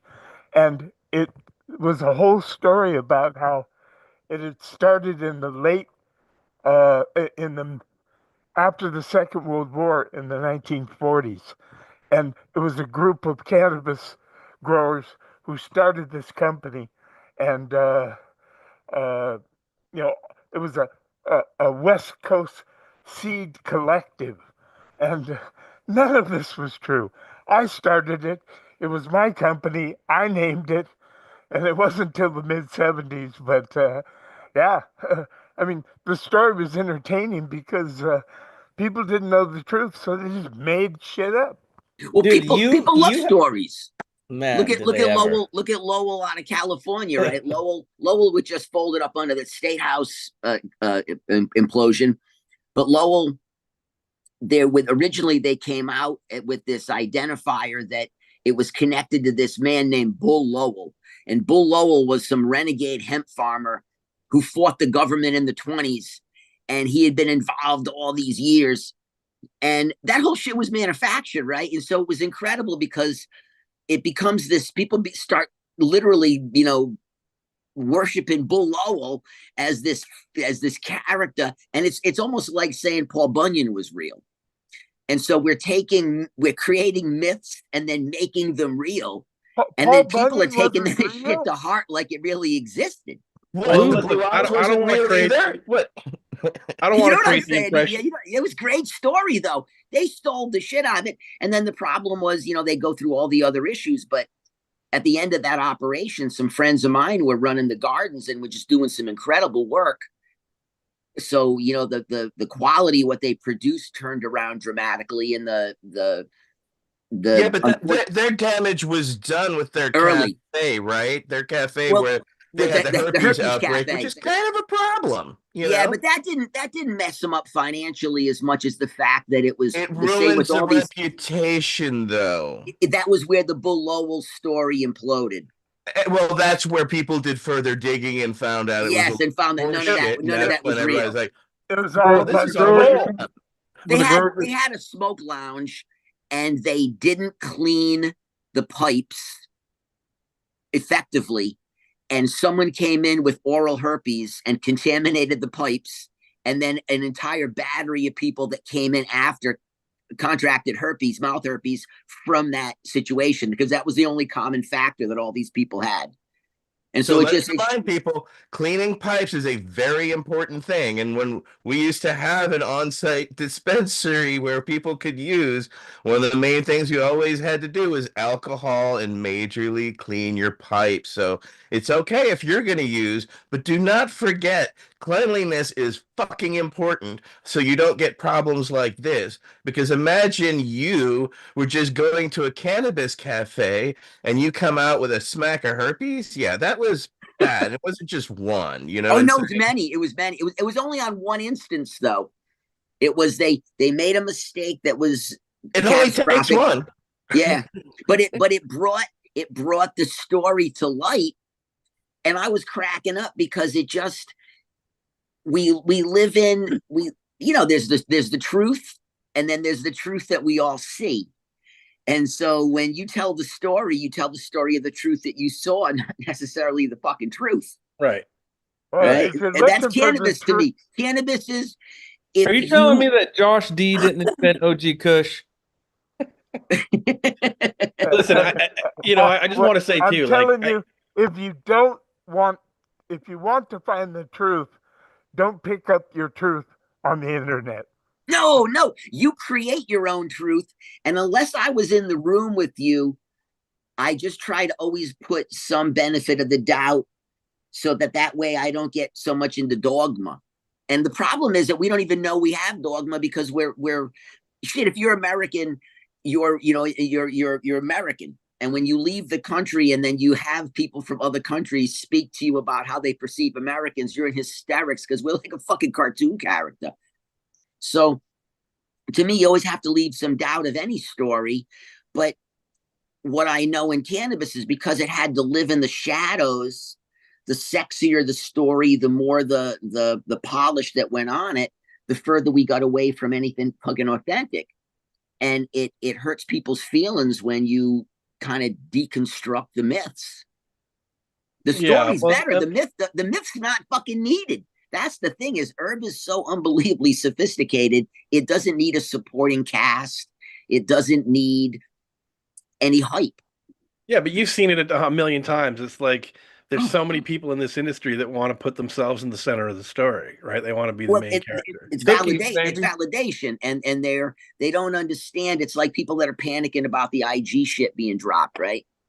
And I'm like, well, if your whole fucking existence is on IG, that makes me wonder what you do other than be on IG. Yeah. Right. So social media is incredible, but if you're so fucked up about your account being slowed down, what is it that's so unbelievably important about that account? And is it because you're making money on it? Is it validation? It's their identity. It's right? their identity. It's also heroin, me, man. That's just heroin.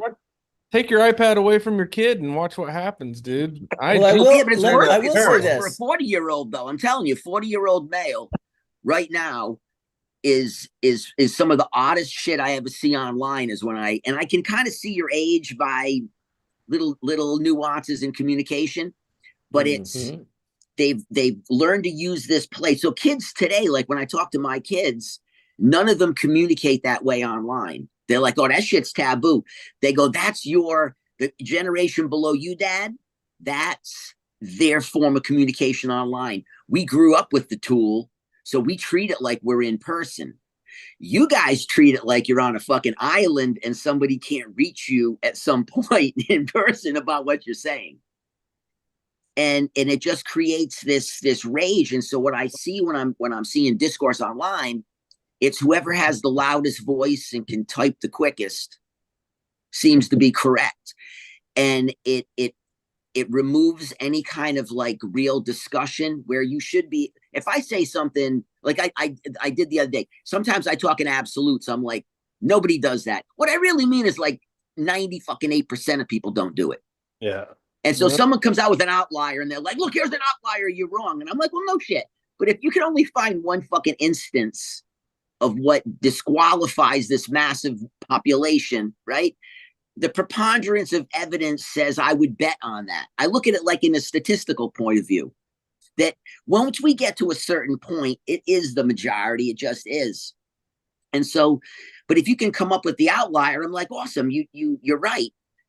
We don't have to fight over like anyone is the smartest person in the room, because at the end of the day, we're only smart in our lane.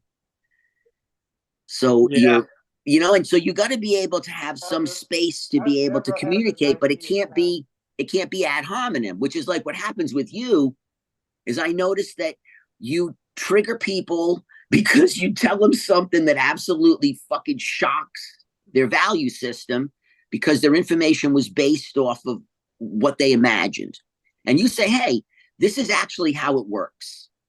And because you're telling them something that isn't refutable, it's just fact. It fucks them up emotionally. And what they do is they come at you emotionally in an ad hominem attack, because you've hurt them so deeply, because you've challenged their very fucking essence of their grower shit. Yeah. And it's crazy. Chimera delusion syndrome or whatever it is. He's throwing leather through the screen, but it's the only way we're going to learn. And so I don't mind admitting I'm wrong if I can get upgraded information. Half the shit we know wrong. It's only through the course of your life that you're really able to correct all this stuff. I mean, fuck, if you're looking at anything scientific, every theory's been refuted to a degree, even fucking physics, because quantum physics doesn't operate the same. So every time we get deeper and deeper into the wormhole, we start to understand how little we understand. But the problem with the communication online is that so many people are not leathered, meaning that their skin isn't thick. So if you tell me to fuck off on the internet, I don't go home and hang myself. I don't really care. I go have a cup of coffee and I go smoke a joint and I go fuck spend time with my kids. But for so many people, they're more tender. And that's not a negative. It's just the human population is softened in some regards in terms of exterior. Words are violent to them. Yep, Yeah, and well, it's like they you- are. That's the way. That's a brilliant way to say it. Words are violent, and so for me, I try never to be, disrespectful to someone on it, because really, what I want to do is I want to have people that otherwise wouldn't enter our space. And I'm from a very different background, but I know that the people that we want to have come into cannabis is the diverse, most biggest pool. Just like when we're working with gene pool in breeding. You want the most to begin with so that you can really have what you want to chase. And I think that that's the issue with the online situation and information and cannabis, is that people have developed such strong opinions based off of whatever that they got it from, that when you shock them, they have a nervous breakdown. And the 40 or early 40, I'm 60, early 40-year-old male right now is emotionally fucking traumatized. It's crazy. It's guys, funny. I'm gonna hop I've off been here. I'm saying involved. bye. Peace, y'all. See you Later, next time. Mark. Thanks for You know, coming up, I've Dr. Mark. I've been in enough of these situations online. Just I haven't been involved with this for so long now. It's like the Sam, David Watson, his DEA stuff, right? That's going on. For years, people swore up and down that it was reality. And, folks like Marcus and myself, we knew David, we knew Sam. And, when you start chasing down the truth, there's little kernels of truth that get bastardized into some big crazy rumor, right? Like, for example, David, your Sam used to export, or has exported seeds to the University of Mississippi from Holland, and that was done with a DEA license that was granted to University of Mississippi, right? And that little kernel of truth gets snowballed into this big story that somehow Sam is working for the DEA, which is complete nonsense, right? But it's like I've seen it so many times now throughout the last 20 years that it's like the story that is the common story that's told in public versus the real story that to be factual and true that isn't told in public, or it doesn't, it's like that old expression. It's like, by the time the truth wakes up in the morning, the lie has already run around the world, right? Or whatever that expression is, right? Yeah. Like, and so these like fantastical, insane stories get blown up into reality, like the Philos thing, right? When the Philos thing came around, I had people like making death threats to me because they thought that I was working. It was me, and I remember Matt Riot going around saying me and David and Rob Clark were like, the most evil people in cannabis, and we'd sold out the germplasm to Philos, which was just Well, Philos invented a gene cannon that you could use to spray code on, so you could resurrect any dead material. right. And I was being told that they invented this gene gun to resurrect any material ever discovered. And I said, let me get this straight. You invent a gun that can resurrect any fucking code ever created, and your fucking green crack cut is what they chose to fucking do. Yeah. Right. Like, Well, I mean, the whole, it goes nuts, but I understand why it happened. It to me, it was like this, there was a twofold component where you're having a societal collapse in cannabis, and we're being nullified. And for the first time, people in cannabis found out they didn't have any fucking real money. So everyone right. was making money in cannabis. We're all making money. We're making lawyer money. We're making doctor money. Well, when you got into legal cannabis, you got to learn what fucking VC money was. Right. And it instantly humbled everyone that was in commercial cannabis. So people who were doing, small indoors, doing small stuff, a small outdoor, they didn't experience it the same way because their intent was more, I would say, pure, to produce a little bit of sale, herb to smoke. But when you're doing like commercial size work, you have this idea of where you are in this ecosystem. And then when cannabis became legal for the first time in US, you got to see giant fucking entities pour in and pour dollars down. And I think at first is what it did is it broke everybody down emotionally. And the only thing that cannabis people had left was the two things. We got the genes and we got the culture. And so they clung to these things as if that was what was going to sell the pot for them. Right. And every time somebody went at any of it, it got worse and worse for them emotionally. Now there's so fucking few people left in cannabis that used to exist in cannabis that it's not really, it's a very different situation. People have become very accepting of the fact that they're getting their ass whipped, that they're not special, and that you got to convince people to smoke your weed because you're in a price war. But at that moment, there was still decent money for weed. There was still the memory of the freedom. And when these companies came in and started to say, you guys can't breed, people lost their fucking minds because they didn't understand what that meant. It didn't mean that you couldn't create things that have been economically viable for time, but you can't create products that are uniform, that can be grown by fucking seed for simplicity and cost effectiveness. And no one looked at cost effectiveness at that time. Like, people weren't running books at all. You were making so much fucking margin on the work that there was no accounting. Well, and they were living like rock stars. I mean, I remember going up Fuck, it was great. and it was like, people running like 3-4 properties at a time. Each property's pulling down 99 trees at like 5 pounds at least. Oh yeah, no, They're doing £3,000 they're grows. doing $1 million a year cash, and they're like tripping all over the world and spending money like it's going out of style, like they're fucking rock stars. And nobody put any money aside, nobody invested, nobody nobody protected their futures, and they just assumed that next year was going to be the same, and next year after that was going to be the same, and the gravy train would never stop, right? It lasted so long. That was the thing, is that herb run was forever. So you created children who only knew cannabis opulence, right? So like Right. I come from I'm born in the 60s. I raised in the 70s. I got to watch the rise of cannabis. But when I got out to the West Coast, and so I realized, like, wow, you guys were born into this reality. And it emotionally just smashed people. And I don't think anybody's ever, until you pitch for money, you don't realize how many fucking lies you got to tell to get it. So like, you have to have a really good deck, but you have to be able to make that shit look like it's the Mona Lisa. or it just gets ignored. And money pitches, I always say it's the same thing. If you were young and you were at the bar or a club and you were trying to get a date, if someone recorded you and no one knew what you were saying, like you didn't know that you were being recorded, what would you be telling the person you were trying to go on a date with? You would be trying to let them know how fucking phenomenal you were so that you would be able to make this happen. And I'm like, if you could ever listen to that conversation to an audience, it would horrify you, because it's an over exaggeration, because it's a desire. Well, and that's And what happened to the Pubcos too, right? I Woo, mean, yeah. it's why they all blew apart, is because they told these fantastical stories that had like next to no basis in fact. Mhm. And then when it came time to putting the rubber on the road, like they couldn't live up to the story that they had told.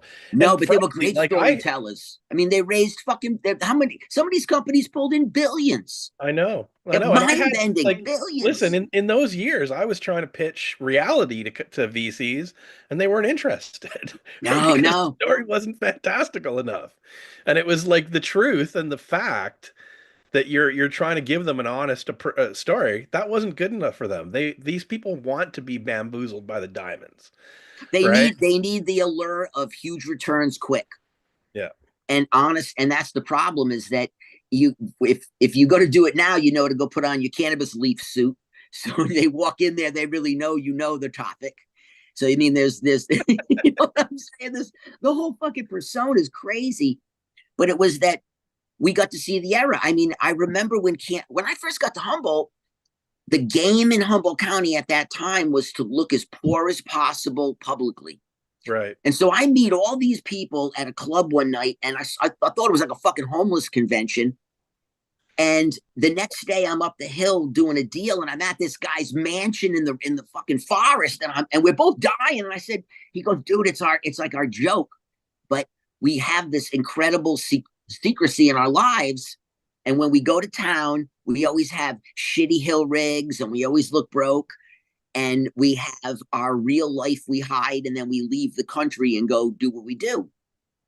I remember when that secrecy changed and everyone started wearing gold chains with big trucks, because now you could display the money. And so culturally, if you've been in it long enough, you get to see these evolutions of how people behave and what they do. And in some regards, because the loss of money and the ease of access, like I notice in the farming community, it's people who really fundamentally love to farm organic pot. That if you're still here, it's because you have a very different desire, and you've accepted that it's a struggle, and you've accepted that it's low margin, and you've accepted that you're going to have to do other work outside of your farm so that you can maintain, because really it's a long game in terms of protecting, heritage assets. So, all these transitions have been brutal, and any company that came through and created any ripple, or any individual, holy fuck, man, it was like a online bloodbath. And now basically a lot of it just dies down because herb isn't so secret. You don't have to live online. Right. You go fucking buy it anywhere now. When people offer you something that sounds too good to be true, it is. Oh yeah. Oh, for sure. If it's, I always want to know the downside. There's no such. I just need to know the downside, and if someone can't describe it, I just know it's a pitch. It's. You have to be able to calculate risk, and risk calculation is the key in the old game too. It wasn't like we were all lunatics. It was that we were lunatics that could calculate risk, and we were like, all right, this is ballsy, but the odds weigh in my favor. And I just think that you have to still see that. And I think that when legalization came in, for so many people, they believed that legalization was going to create contracts and relationships that were more actually stable than illegal. And the truth was that wasn't true at all. That 100%.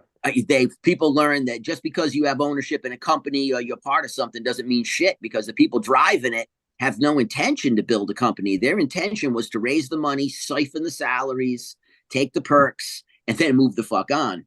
Yeah. Well, and that's once I saw that, I was like, whoa. Well, it was so different than the way that we used to work, because I mean, it used to be your word was your bond. And if you gave up your word, you were out, You had right? no Like value. you You couldn't couldn't get it. Yeah, you couldn't get in the flow. exactly. So it was, although it was illegal, it was based on honor and integrity. And if you didn't have honor and integrity, you were out. I, So I, yeah, I have a question, which is, could you name a couple of the varieties that you bred, Kevin? Totally.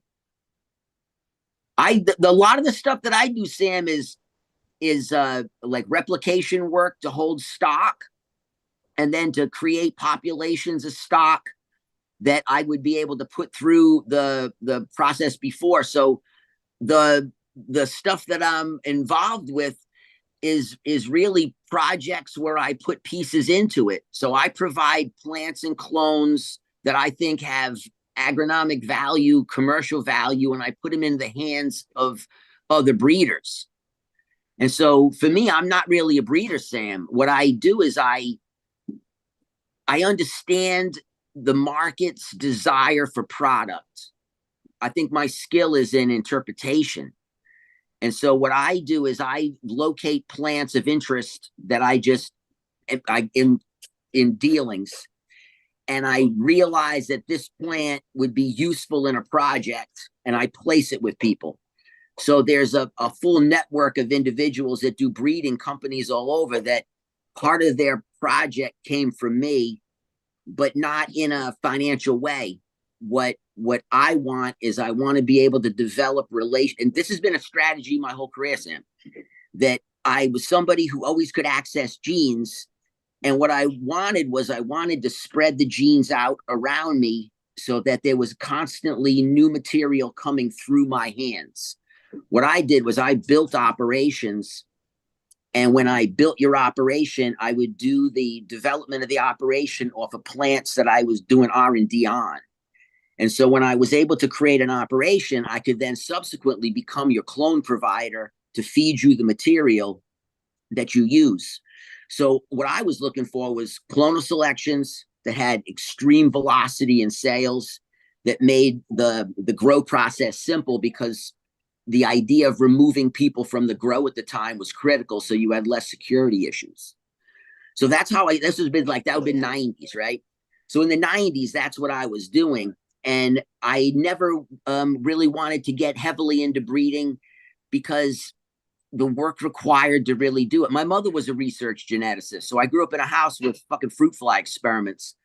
And I realized that that's not where I wanted to be. What I wanted to be was to work with breeders, but my skill was in interpretation of what a quality plant was and what the market likes. And so yeah, if you I could also the one thing that blew me away when I met you was your ability to understand the plants in all these different environments. Like there's nobody else that I ever came across that understood all these different cultivars and how they would perform in different environments, like along the coast or in the hills, and what that would generate on the market. Like you were like a fucking encyclopedia in that way. and And that's what I dig, Ryan, is I like, in my mind, I'm a field scientist because I love to see the activity and the action. And for me, being able to locate incredible plants out of populations and then interject them into other people's breeding operations so that they can go do the work and the development, it allows me to be able to, I guess my goal originally was I wanted to see a lot of good herb in the system. And because, like, for me, herb kind of gave me a life I wouldn't have had. As I was developing, I was somebody that was kind of an anomaly in that world because I shared the genes with people that weren't considered like special. So if you and I were friends and you had to grow, I would let you access material that you couldn't have got your hands on any other way. But I didn't have any restrictions to you in terms of you owe me anything. I'm like, look, this plant could probably change your life. And for a lot of people, when you give them the right clone, it bought them a house. If you give them the right clone, it helped them pay for their kids to go to college. And so what I didn't understand was that when I was planting those fields of sharing material that was very hard for average people to get their hands on, I didn't really realize that they would get older with me and their kids would get older. And what occurred was I was really cultivating a population of people that I had helped when they were considered not valuable, and they grew up to be valuable. And so it wasn't an intent. It's just, it's weird, but like it gave me a reach into cannabis that's unusual, because when you help people when they aren't considered valuable and they end up having a very good life and become valuable, they always remember your ass for being cool when you didn't need to be. And so I'll get emails and phone calls from people that are like, yo, like, I don't know if you even remember me, but you helped me tremendously 15 years ago when I needed some help. And I've waited all these years because I have this incredible life and I want to reach out to you and say thank you. And it was all through plant sharing. So that plant sharing allowed me to have this really beautiful life in terms of like feeling like you were doing something positive in the world of cannabis that wasn't financial, but I didn't expect it to create such an incredible network of access. I didn't realize that I was creating this web of access to things all over the globe. And because of it, it lets you touch stuff that people around you don't get to touch. And by being able to utilize 50 breeders, be able to work on 50 different projects around the world, and you know, it lets me work with people that are far smarter than I am, which is phenomenal. You know, it's so not that unlike what Sam did with the International Hemp Association and Hortifarm, and what Bubble Man has done with Hash Church, right? Like you become the center spoke for this hub of a wheel, and you're giving people the tools to build their futures. Yeah, it's pretty amazing. And not just giving the tools, Ryan, because it's, you know, Kevin getting genetics to people like key clones, that's incredible. But the real incredible part, and the reason why it grew into what it grew into, is because he didn't put limitations on them. No, it's the The information. rules, right? Oh, I'll give you this clone, but you can't share it with anyone. Don't give it out. Don't do anything. You know, it's just like, no, just give it out. Let it go out. Let people do what they're going to do with it, and you will create something much more valuable than you would have had you gone into it with a fear and scarcity sort of perspective. Yeah. Well, and it comes. It wasn't. Didn't mean the tools and just as the genes, but it's like, you know, Kevin is someone that approaches this with such passion and love. It's like it's not about the clones. It's about the clones and the context and the information, right? It's like he really was setting people up to win, and that's so rare in this industry. You know, I've had a few people that I've met, I've ended up meeting later through the industry, and they've come back to me and been like, this is just like you said, like Kevin, it's like, it's like you allowed me to pay for like 3 houses and put my kids through college, right? Like my ex-wife's house, and my kids and their university degrees and all that stuff. It's like, just because you shared some things with them. So it's hella gratifying. And I like the preservation end, Sam. And preservation, I understand it's limited in terms of like population size, but it's more of preservation of understanding that material that we play with from other locations, if we can get it into the hands of people, what we start to do is bring awareness. And I think that that's what the small cultivators really have to understand, is that your small cultivator community is your immediate community around you in your town, and then in your state, then in your country, but it's around the world. And I think that when you travel and you work in enough locations, which I've been really fortunate to do, that small culture, that small cultivator, they're still the same. It's a passionate endeavor. The money's needed, but the desire and the historical relevance is the connection. And I think that we got so caught up in our myopic views of who's created products and where they came from, that if you can get material from Laos into the market and get people to understand that they like these products and this is why and what population enjoys it, it starts to bring value to the people in Laos. I think that cannabis, because it's global and because you have access now for the first time in ways we've never had prior, there has to be this globalization mentality for the cultivators to understand that you're not siloed, that you have an ability to create relationships and create derived benefit. And I think that's just it's phenomenal. It's just trying to get it into play. But for many people, they've never had, I mean, fuck, we didn't have this access. If you started growing right now in 2024, you have as enough information to create anything you want online for free. You could go on YouTube and literally go to enough lectures to where you had an understanding that none of us ever had. It's amazing. It's amazing. Like I always just trip out on it. So what I know is that like I'm siloed in my past and how we operated. And it's going to be the people that come in next that'll take it to the level. They'll build on Sam's work. Because all of us that like scientific stuff, that's where all the base information came from. I researched all of you guys. So all this time we're all working on our own fields. I know to look at people who are better than I am at what they do, so that I'm able to get the understanding and not have to go spend. It's kind of like the whole concept of this lecture was difference between seed and clone. And the thing you have with seed and clone is seed is fucking easy to store and to germinate. As a farmer, if you could just receive your genetics in a package or break them out of a vault in a package and then crack them, and you got uniformity enough to sell it as a lot, because when we're talking pounds now, it's 50-pound minimum on a test, right? So 50 pounds is a batch. So if I can get 50 homogeneous pounds from seed, that means I don't have to schedule anything with the nursery. I don't have to do my own in-house nursery. That means I don't have to worry about, and even with like TC, right? So say you get a load of TC plants and they've hormonally fucking charged them a little heavy to where they don't want to extend or they don't want to go into a vegetative state. You can fuck up the hormone level in the agar, and the plant doesn't want to flower. So like I've seen enough problems in propagation to know that the only thing that makes me have total control of it with the least amount of stress is seed. Like if I could run my whole farm from seed and be able to effectively move it, it would completely change the labor of your operation.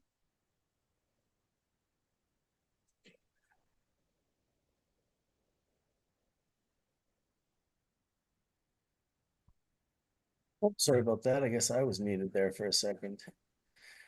Yeah, that's an interesting way to put it for sure. I guess it's why they've been working on all of these different ways. I mean, the seed is the God-given, right? The seed is from the creator. It's the ultimate packaging to plant from. But you've always got, scientists and agronomists and people that are focused on also figuring out ways to make that a little bit easier if it's possible. I'm not sure. It's certainly not my area of expertise. I love the fact that there are people focused on breeding because it makes it easy for me. My interest is to find people who pay enough attention to this that they understand what good genetics are and they understand how to get good genetics to express themselves. And that's when I come in to into the hash making process. But I sure appreciate what a lot of you on the panel do in regards to the work that requires to be done to make stronger cannabis, to make tastier cannabis, and to, I guess, Kevin, in a sense, it's great what you're doing too, is that you're offering access for companies into these flavor profiles, and you have that deeper understanding of those flavor profiles and what's popular and what's trending to be able to get them into that so quickly without them having to take years and years and years to gain access to those. By that time, the flavor profile trends have switched and changed. It's pretty fucking cool, man. What a lot of, the thing is that you have to make it clear that there's really two like cannabis industries. There's the industry where you're licensed and you're forced to operate under those constraints, and the one where you're not. And they're not interchangeable. The one that's licensed, margin is fucking critical because your margins are so minimal. And so you have to be able to work on that reality. And so that's a separate, to me, breeding category, selection category. And then the home grower and those that are working in the illicit, and they're moving it in and they're filling the void that legal cannabis does not provide. So they're two different groups. and they both require specificity, but they're both fucking fascinating to work in. I mean, that's really the truth of it, is that being able to see uniformity, consistency, unbelievable, and then being able to go into clonal selection for the outliers that we haven't been able to put into line form. It just creates a situation where, like, you're never bored. So, like, just like with you and Hash, like your evolution. I got to hang out with the Brazilian dude yesterday at the High Church. He's a cat from him and his partner came from Brazil, and they live in the Emerald Triangle. And he's a killer hash maker, but he brought me a bunch of static tech, and it was killer. Oh yeah, and he broke it out. But and I said, "Oh, we got to get you on a show sometime, because it would be fascinating to listen to someone who was born and raised in Brazil, and about the culture of cannabis in Brazil, the whole how it's approached, the restrictions, illegalities, struggles, access, but just fascinating. And his direction is things that work well for him in that technology, and so." Being able to be part of the world right now, the tools are really, really, really fucking extensive, but you can go totally opposite of the science tech end of it and just go into pure expression of enjoyment for the customer. And that's fascinating too, because it's not COA driven.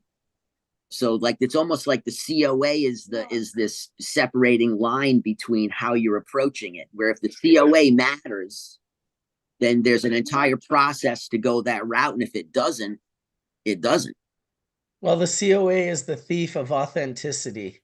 Mm-hmm. And, the plant wants to be authentic. When you hit that authenticity note, people connect and relate and really create a connection to that particular cultivar. And I think some of the people in the commercial environment don't really understand.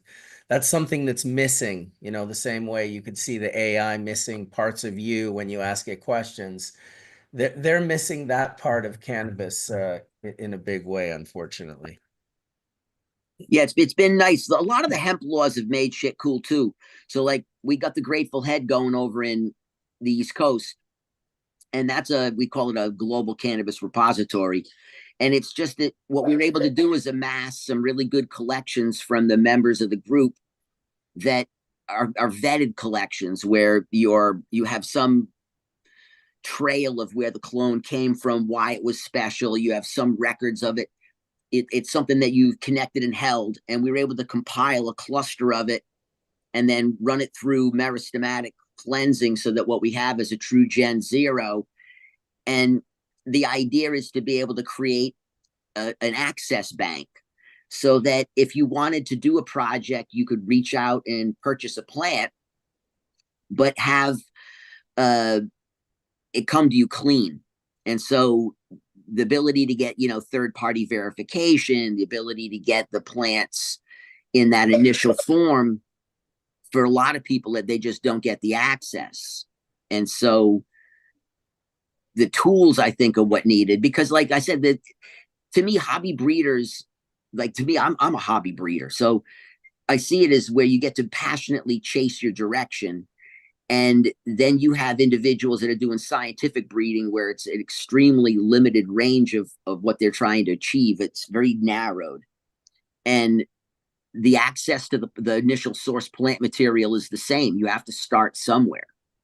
And I think that what you see in a lot of operations is that people begin their process with what I would say poor source material.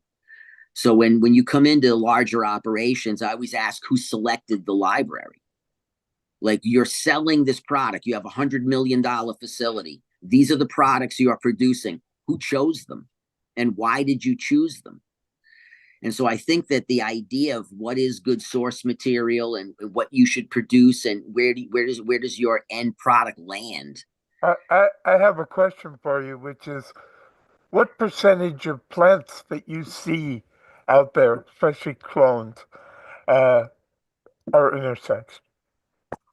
Oh, I see a lot, Dave. And what I noticed is it's really because of the fact that, and this is like an opinion, but from doing reversals, what I know is that plants that reverse the easiest also are most plastic in terms of that expression. And I think that when you're doing all this reversal work, you're so intent on creating the product that you're not understanding that you're creating products that have intersex susceptibility or propensity. And so for me, even with anything that I do, it's something that I just have to cull. And so even if plants have, some subtle expression of it, I got to pull them out of the process. And even with the males, you have to take the male all the way out to past fruition to see if the males goes intersex.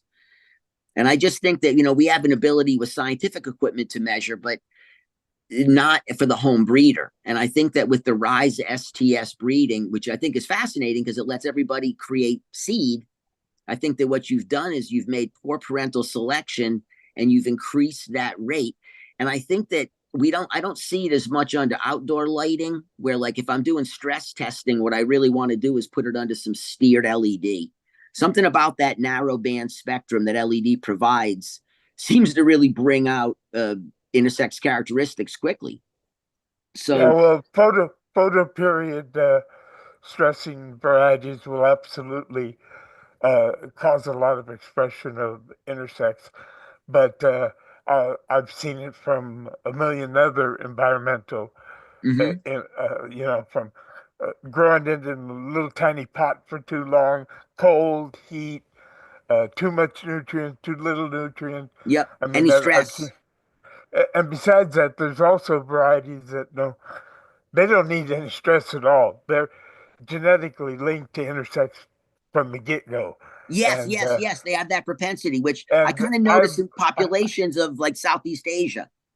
I've eliminated so many varieties because of that linkage to intersex, and it's hard to find plants that don't have it genetically, and even more so under environmental stress. But I guarantee you can find them. They are out there, and if you do enough stress testing for years on a single clone, you'll be able to tell. And it, when you use those individuals, I've never seen intersex progeny coming up from my STS usage, and we started using it. I don't know, about 1990. So Oh, yeah, yeah, no, I don't think the STS is the issue, Sam. I think it's the fact that when you are using STS, the plants that initiate, it's kind of like when you're doing reversals on plants in terms of like a revegetation. The more equatorial the plant is, the more the subtle light influence makes the transition. So if I take a Colombian all the way into flower and dig it up and bring it in and put it under light so I can recover that plant, its transition back to vegetative is far more elegant than that of a determinant, say, 35-degree Pakistani. yeah, no, that's absolutely true. And I've had plants which, once they really started to flower, you could not re-veg it, no matter what you did. Yeah, frustrating. And so I think it's similar to that in that regard. And I think that it's just that when you're doing all this work and you're trying to succeed, you'll make concessions for that. But if you're really breeding, you don't. That's the difference, is you're being highly discerning. For me, it's in selection, which if the shit doesn't work, it doesn't work. I don't care what Right. emotional connection I have to I used to have a saying, I just love to kill. it. And that's exactly like you say. I mean, it's kind of like what Luther Burbank did. He used huge populations and got rid of everything that didn't fit his agenda. No, that's exactly who, when I started to really take a look at population genetics and breeding selection, it was Burbank, because in California, there was all these things named after Luther Burbank, and I didn't realize who he was until I saw the connection. And it was his level of discernment, which was select only the finest and cull all rest. And I started to take a look at other breeding processes, or in terms of crops and animals, so I could start to see some of the commonalities. And at the end of the day, the successful projects always really where they had done the work on the parental lines in terms of what came from it, and they had maintained them so they could continue moving that line forward. Where most people, they don't check the progeny. So the problem with STS work is you self something, but you're not necessarily testing out all the work that you're doing. So much of the seed stock that I see available is unproven. So you have a something and a something, and you put it together and you sell it. But what you have really is an untested line. And what we've done is we've moved all this untested material into the system.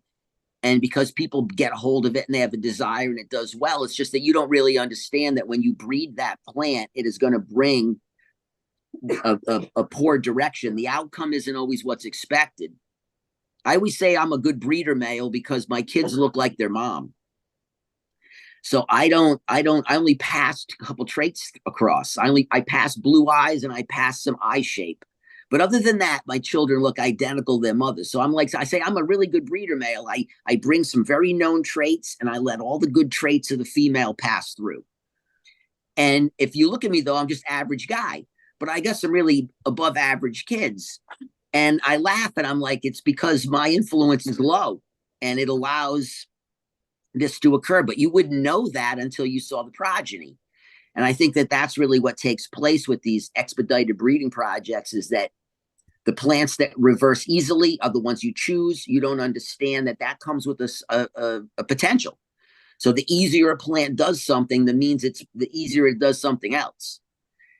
And I just think that the ability for people to be able to play with the tools and have public forums to be able to get the education is phenomenal, because you will see individuals creating some stunning stuff.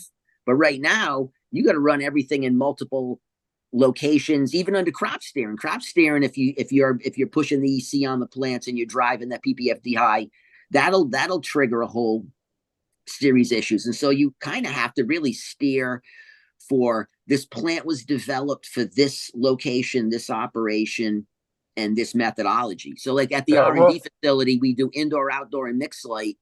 The indoor test op gives us 84 different zones. So there's 84 zones we can play with on computer, so that we can really kind of figure out what works best for what, so that when we put the map together for the cultivar to go to the operation to produce the product, they have the data set that they can plug in, and they'll basically use the same Arroyo sensors, same database. That'll allow them to be able to replicate what the R&D facility did to get that result. I always found it amazing that the seed companies were not trialing their progeny before they sold them. All the time. But that's the problem. I know, Yeah. but I never did. Well, it's why I never really, like, I'm about to release some seed stock, and I'm releasing it because it's I would say it's probably some of the best work I've done in sense where I got a hold of some work that I got to smoke an outlier, which I was upset about because it sent me down this rabbit hole. But I really enjoyed this profile and it was unique. And so I bought a bunch of seeds from the breeder, and I was hoping to find that profile as a clone. And I just wanted to smoke it and have it at the house. But it wasn't in that initial cluster. And so I opened up the population and I found it, and it was only at like 1 in 100 on a frequency. And I wanted to be able to not have to hold the clone if I could increase the frequency, so that I could just keep the seed, so that when I wanted to go run through, I could. And as I get older, I don't want to hold plants the same way I did when I was young. So like the amount of work you want to do around your personal use changes. And so I went into the line, and I was able to get the frequency up to around 40 out of 100. And that was reasonable to me, where you have a 4 out of 10 chance to get that profile that used to be 1 in 100. And so it was beautiful. And then the people that got to consume it, smoke it, really liked it. And it just gives people we're into the F3, this F4 will come out next. But it lets me get a profile into the public that you can't get your hands on because the original work is done. There hasn't been any re-releases. And I didn't want to knock off my partner's work. But if you take a line a couple years down into sorting, what you have is you have a worked line that I think is pretty good. And I want to release it into the public so that the people can get access to some of these profiles that are just kind of contrary to what we have right now.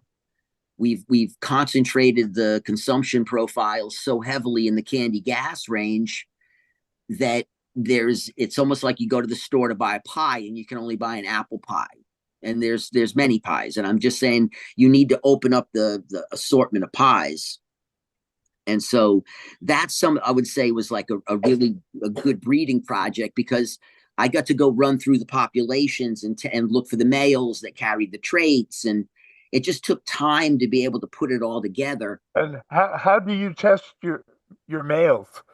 The male test is at first I'm looking at the male for traits of interest that I want to see, but then what I do is I mark it and I lay it into a known plant and I take a look to see what results came from it.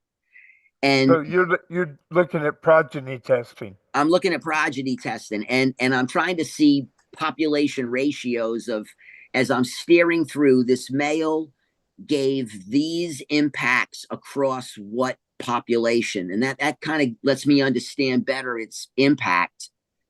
And then I'm trying to line up the females that also carry that similar trait, so that what I'm trying to do is stack as much of that potential as possible, because it was such a recessive trait that if I had known how many years I was going to have to spend to really like hunt it out, I don't know if I would have done it. Right. I would have said, fuck, it's all right. I smoked it once. I liked it. But because it was so interesting, it was this crazy Tootsie Roll with like rose oil and cinnamon. And it was just this really beautiful matrix of that red Lebanese from BAM into Bob Hemphill's Puck line. And so there was a lot of quality through the whole work. It was just really some really interesting consumptive cannabis. But I just happened to find a mouth that was just absolutely interesting. And so I just dove down the rabbit hole, and it didn't come out easily. And so what I wanted to do was just apply good breeding practices and play with it to see, could I steer the population to a more reasonable expectation without losing some of the other traits. And you started to notice link traits. You started to see patterns where you're able to see what profiles and what agronomic features come along with certain aromas, where as you saw the populations move, you could start to see these clusters. And so it's just fascinating to be able to actually, I would say, do professional breeding work. But that's why I never really got into it professionally, because my interest was in plant selection and then operational development and then market analysis, right? So like that was my base, was in hustling. And then in the actual craft of creating, but breeding requires, to me, like multi-year dives into a very specific direction. And that commitment, it has to be true. You can't lose track of anything you're doing through the process. And I was so caught up with looking at a million different plants that I had to choose one direction or another.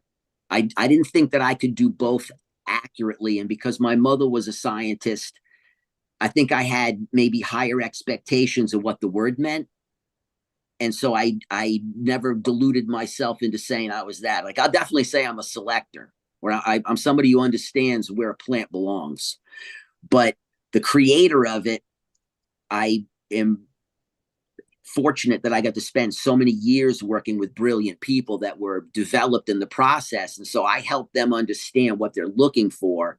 But then I was able to get the knowledge on kind of how to operate on a level. And I started studying dog breeding too, because the ability to change a dog's morphological traits is fast. And there's intangibles that you seek that move, and it's more recorded than cannabis. So it lets me understand how they create their first book of population, what comes into the population, and how you can really look at these coefficients of inbreeding to understand where you're going to start to stack negative traits. And so I started trying to like look at the process of cannabis breeding and cannabis fluidity through something that was also interesting to me, which was dog breeding.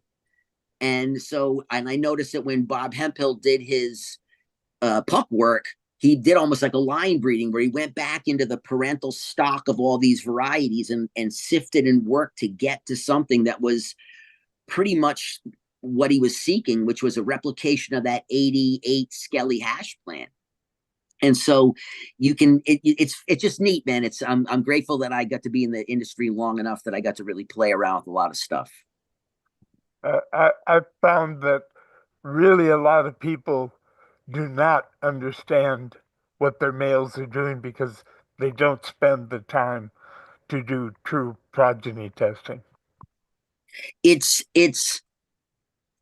you like, for me, what I realized was that if I take the time limit off and I just say that I'm doing it because I want to seek it, then it makes it easy because you're not trying to wonder when you're going to get to release the seeds to make the money so you can go to the next thing. And I think that you have to kind of, for companies, that's not the case. Companies that are in genomic development, they have timelines, and so there has to be expedited, and therefore it does limit. Like when you start to work the inbred lines that they're using to create these new F1 cultivars that are seed stable to a degree within a statistical at least significant level of deviation, they work. That whole process of the compression and what does work and what doesn't, it's about pace. Where I think for the home grower, the individual who wants to just really dive into something in a direction, it's just really about not losing your focus on what you're doing, because otherwise then you really do get genetic drift. And genetic drift, I think people think it means the genes are moving, but genetic drift in terms of breeding terms means you're losing track of the traits of interest. So you're slowly moving away from the very reason you started. And once you move away enough, you've lost that genetic material you won't be able to get back. And I think that for people who wanted to do, work like stuff like I do, which was like, I would say like craft work, meaning small scale for a specific direction, they just have to be able to take the timeline away. They have to say it might take me 2 or 3 years to get what I want, but do I like it enough today that in 3 years from today, I'd still enjoy smoking it? So I make the decision of, this is just excellent cannabis. I don't give a fuck if it was 1970 or 2070. This would still be good weed. That lets me know that it's worth the work. And then I just keep logs. And and then you're able to, I do indoor work for stress testing, but I get to do outside work in a light depth to be able to get the numbers I need, because I want to see at least a couple hundred at a time. In a professional sift, for me, you're looking at 3,000, 4,000 of a population is a good size. But for the home sift, if we can do outdoor, you're able to look at a couple hundred at a time. It lets me pull some decent plants out of that cluster and then rerun those inside. That lets me see the impact, and it also gives me my stress test simultaneously. And then once you're able to kind of tie it in, you're able to now take that work and lock it up in seed form, and you can put it away. And you've made a contribution to the cannabis industry in a way that's kind of unique, where you've put a product into the world of potentiality that's been thoughtful. So you've selected for things that had good resistance. You've selected for things that have good effect. The visuals and the flavor are attractive, which means other people want to play with it. You yourself enjoy the consumption enough to where you don't care. When you put all that together, I think you're putting quality products into the system. And the ability to be able to, it's like my gal's a seed saver. She's like a natural propagator, but she does all the garden plants, does all the flowers. And so she's always gathering seed from everything so that every year she can go repollinate and create. Is she part of the Seed Savers Exchange?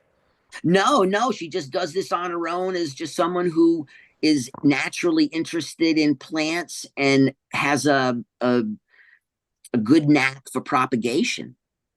And so it's like I get to see like the original human. And so to me, that's kind of how I see a lot of people in cannabis, where if they're doing some decent work, you're putting good material into the world that allows other people to play with it and refine it. It's about interest. You have to get participation in order for things to really thrive. And if you make cannabis so difficult to access, if you make it so that the information's not present, you don't get people caught up. And it's hobbyists who become powerhouses. The desire to learn. I talked to a guy the other day from Australia, and it was amazing on his research, but he had been electrocuted on a job site. And I mean, like high voltage, it just blasted him, lost ability to walk, couldn't speak. I mean, a complete problem. And it's almost like it unlocked a pathway in his mind, because he becomes this like and I asked him, I said, what did you do prior to being electrocuted? He goes, I was a painter. He said, but I got electrocuted, and it set me down this rabbit hole about his body became so sensitized, he could pick up what production methodology created the cannabinoids and the impact on his body due to the lipid production in the cannabis itself.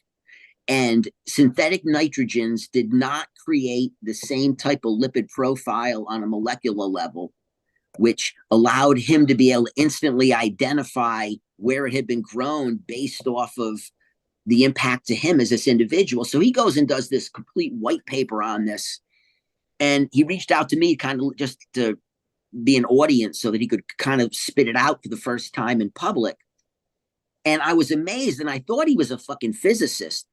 And when he said to me, no, I was a house painter, but I got electrocuted, and this is the result, it was this understanding that for people who need to have a longer resonance in high, having these higher natural fat levels present in the cannabis plant itself facilitates that. And I didn't get that from a scientist as much as I got it from someone who was electrocuted, who was a house painter. And it was brilliant research. And so, to me, that's the interesting part of this, is that if you're able to add something positive to the system, what you get to live in is in a time unlike any other. We're communicating globally at a level that's never been done. And with cannabis right now, it's amazing. It's amazing. I trip out, man, because like hash church is legendary. More people probably get educated on hash production around the world through this forum than any other. We hope so. That's definitely part of the mission. Oh, without question. And it's because the fact that you get the ability to archive it and then bring that out. And so for me, as you get older, it's weird, but like when you're young, you're focused on just the work. And when you get older, you're focused on how is the work going to continue. Kevin, I have a question. Yeah. You were touching on, you were talking about legal producers, and we know that most legal producers have only been around, we just say, within the last, 10 years, for the most part. Before that, everybody was basically reliant on happy accidents, right? For their new cultivar, as opposed to going down the serious selective process. What do you chalk that up to? Do you think it was, I know you talked about the time frame, but that's a missing piece, because there was so few people trying to do selection and process correctly. I mean, we can literally name them almost on a hand, you know what I'm saying, who were doing it properly, stabilizing the genetics, growing out phenotypes properly so they could see the different ascensions, so they could figure out which one was the most dominant, so it would be a stable genetic. Whereas currently we're left with a whole bunch of genetics that were stacked on top of other people's via happy accidents. I think that if you look at we'd say that we're going to call them like Gen Zero in the weed game in North America. It's material coming in, they're working with it. It's this process. The generation that comes after them, they are the one that comes after that. They begin to be they go from, we would say, seed production, organic outdoor production, to indoor production due to the drug war. The money changes the methodology. So all of a sudden you're like, wait a second, I don't have to build an organic microsystem in order to make the plant work. I can use a 3-part.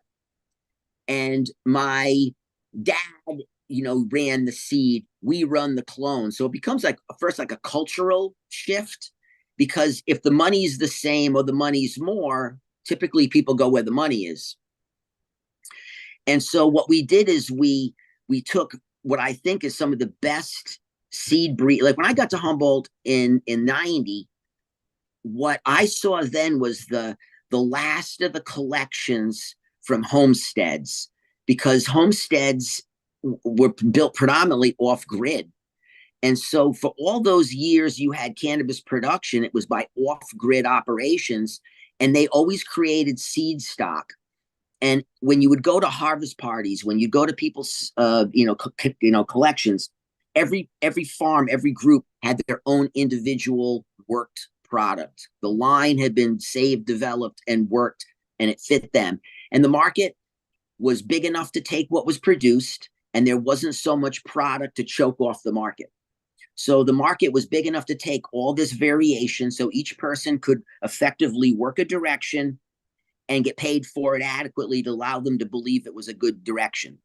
When we get into the explosion of cannabis consumption and access through basically 215 forward, where you start to have 15,000 dispensaries in California, and the money was pouring in, rarely do people go backwards in their effort, meaning they always try to apply less effort to make more money. If I can work 1 hour and make 1,000, why would I work 10?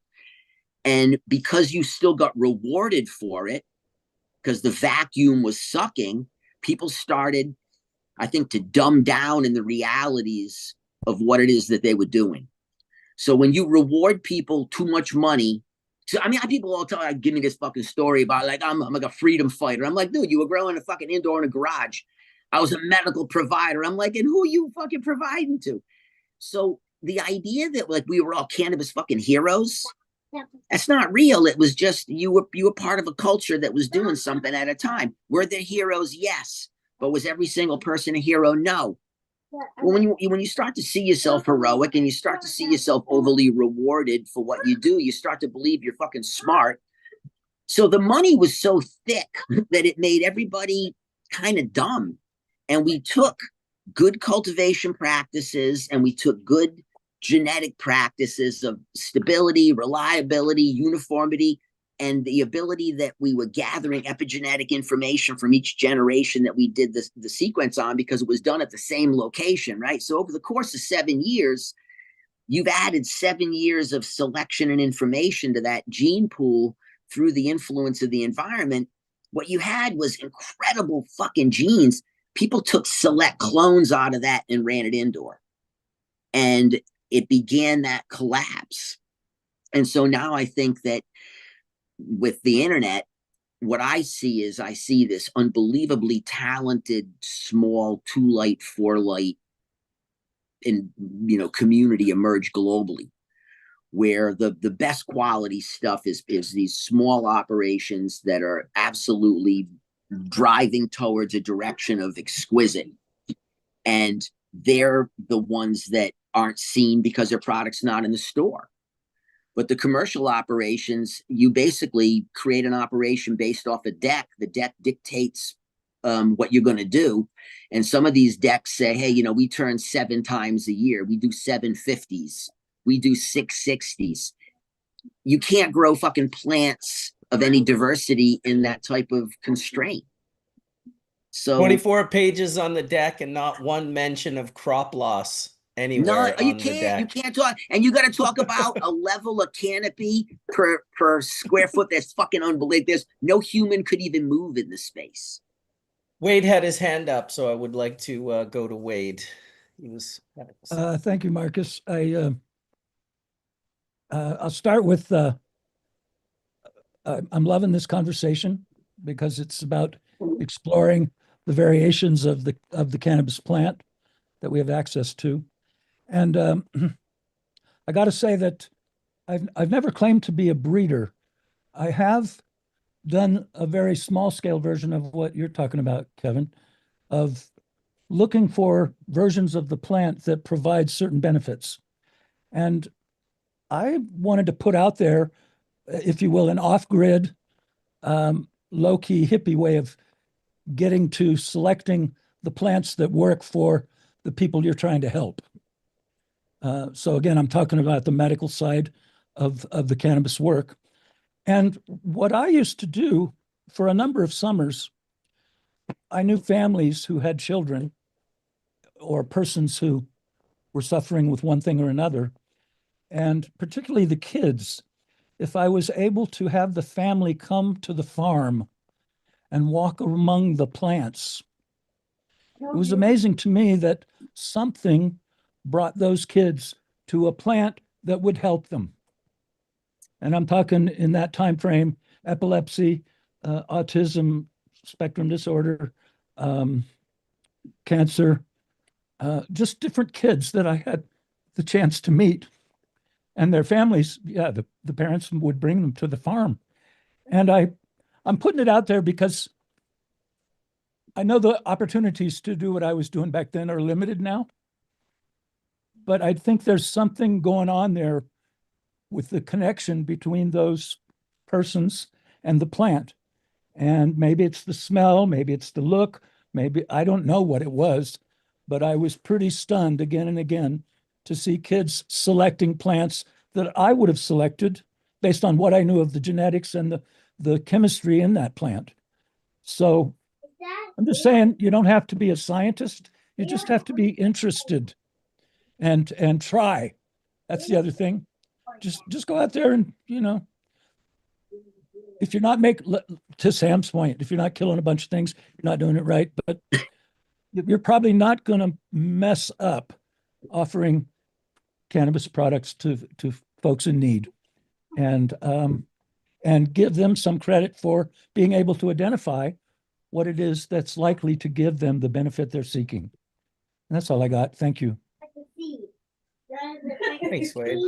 Beautiful. Well, we've been going for 3 hours solid. We got about 407 people watching live right now. Hash Church has been pretty banging this 5.0 series, so I'm stoked to go for another 420. hour. Go as deep as we can. Yeah, was it? Almost 420, Oh, so we almost. got Okay, yeah. all your friends and tell your friends to come get high with us right now. Yeah, we need 4 more people and we'll all light up. Or 14 more people, sorry. Kevin, thank you for coming in and sharing your knowledge with us. It's your work has been legendary in Northern California, and your certification program has caused people to wonder, how is it pronounced? Is it pronounced Gangier? Gangier? How is it properly pronounced? It's pronounced Gangier. My son came up with the name. Maybe, I bet he came up with the name 11 years ago. And so he was raising 28 right now. So when he was, still a teenager with braces, we're hanging out in my kitchen. And all my life, I was, basically you're a dope grower. And because, that's what I do. So to me, you have to be able to say what you can do in a sentence or you're full of shit. If I ask you what you do for a job and it takes you a fucking week to tell me, I know you're lying. You should be able to tell me what the core job is you do. And so for most of my career, it was like dope grower. And then it kind of switched into like propagator because I did so much clonal production. So someone said, "What do you do, Captain Cannabis?" I'm propagator. And all of a sudden I started doing all this cannabis work that was just really eclectic. And I was sitting in my kitchen and I was high and I asked my son, I said, what the fuck do you call yourself when you do all this stuff? Because otherwise it's a whole list of shit and you look like you're a pretentious asshole. I'm an operator. I'm a farmer. I'm fucking this. I said, there must be a word. And he said, "Dad, you're a gangier." And I said, "And what is that?" He goes, "It's a cannabis culturalist." He said, "You're all things herb." He goes, "You just basically live in the world of herb." And I just loved the word. And so we created a media company from it. And I used it to develop all the Golden Tarp Awards, all the seasonal spring events. So and it's then we based partnered off with sommelier, basically. Correct, yeah. And my son, and ganja was, and I said, "How'd you choose ganja?" And he said, "Because you always used the word ganja when I was a little kid." He said, "So to me, ganja was like my first introduction to weed as a word." And so ganjier became that phrase. And I said, man, I said, I love it. I said, I'm going to try to get it into the dictionary one day. And he was laughing. He's like, get the fuck out of here. But we did. We turned it into a known phrase. And for us, the ganjier, I didn't do a certification because I didn't think I was qualified. I don't think any one person is qualified. It was when Green Flower approached me and said, hey, we're going to put together a council. And the totality of the council let me realize that we might be able to get some consensus of how to look at something objectively. And so I think that when we did that, it took 2.5 years of work to get to that point. I think it was some of the best work I've ever done in cannabis because everyone understood that if we could really understand what occurred, when we think about sommelier, when we think about these upper level Epicurean products, most of our education is really from France. And so people don't understand how that whole process occurred. They don't understand the impetus for it. They don't understand the timeline. And when you can kind of go back and really take a look and help people understand that what you have to do is you have to have common language. We have to have agreement. We have to have support. And what it does, and fair support, where you're highlighting products regardless of position and brand. So a good product is a good product regardless, a bad product's a bad product regardless. Once we can start to have that kind of agreement and understanding and a common language, how to look at something objectively, you start to value all products differently. And so like right now with the scandal in California over the pesticide shit, right? That should hopefully fucking change the way they look at these products, where if they find you have a toxic product that isn't listed in the system, but you're using it to skirt a safety law, it's like you're playing the molecular game. You're choosing to go a route that's not on a banned list, but if they caught you with it, they'd instantly ban it. So that LA Times situation, that brings it out. What that does, it brings more awareness. You have to have awareness in all facets. Is the product clean? And how do we judge decent product? And now that information gets put out to the public so the customers have some fucking clue what to do. Because the dispensaries can't provide you with the information you need. It's most people who buy weed, even though they've been buying weed their whole lives, they're not used to buying weed from a selection. If you bought weed your whole life from your neighbor, you know that you get a cookie or a brownie or a granola bar that they make, or you get this type of flour, that type of flour. But when you have fucking 300, 400, 500, 700 choices in front of you, it gets overwhelming. And I just think that the mainstream buyer, it's not who is already knowledgeable. That's where we fuck up this picture in terms of cannabis, is that we're constantly saying this isn't this, but it's about who's coming into cannabis. Because to us, the industry's old. We've spent our whole life in it, but it's brand new for so many. And it's for the first time anybody's ever had access at this level so simply.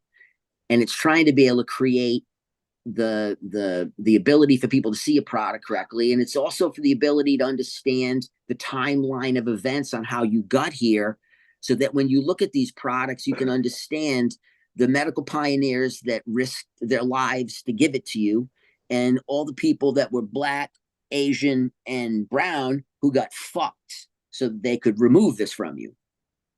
And that's really the ganjier. The ganjier has got a really good historical background, educational component, so that you really do get an idea of where you are in history right now. And then how do we possibly look at something objectively? So here's a question for you. The word ganja, your son said, because you always call it ganja, Dad. I'm wondering where that influence came with. And of course, I would think it must be connected somehow to Jamaica. Well, it was, the way I remember it was that ganja was the first time cannabis was discovered. The word ganja is out of Sanskrit. And so the first time the word ganja is ever discovered in history is on a fucking rock, on a rock tablet. And so to me, I was like, whoa, ganja is this, original phrase. And then of course we know it from Jamaica, but for some reason I got turned on to that little tidbit early. And it just kind of stuck with me. And then my son must have, heard it come out of my mouth enough to make it that piece. But that was the whole thing, was that I used the Ganjier as this killer online platform for education, and it allowed me to be able to, and it was just because the name was cool and I enjoyed it. And then we took it and made a media company out of it. But when I was able to partner with Green Flower, what it did was it allowed us to create that council of 18 people so that we could, and it was funny too, because we all first got together, we were basically yelling at each other because we're all fighting over what we think is right. And we started to laugh, and we realized that we needed to put down all our preconceptions and really allow what was right to emerge in that way.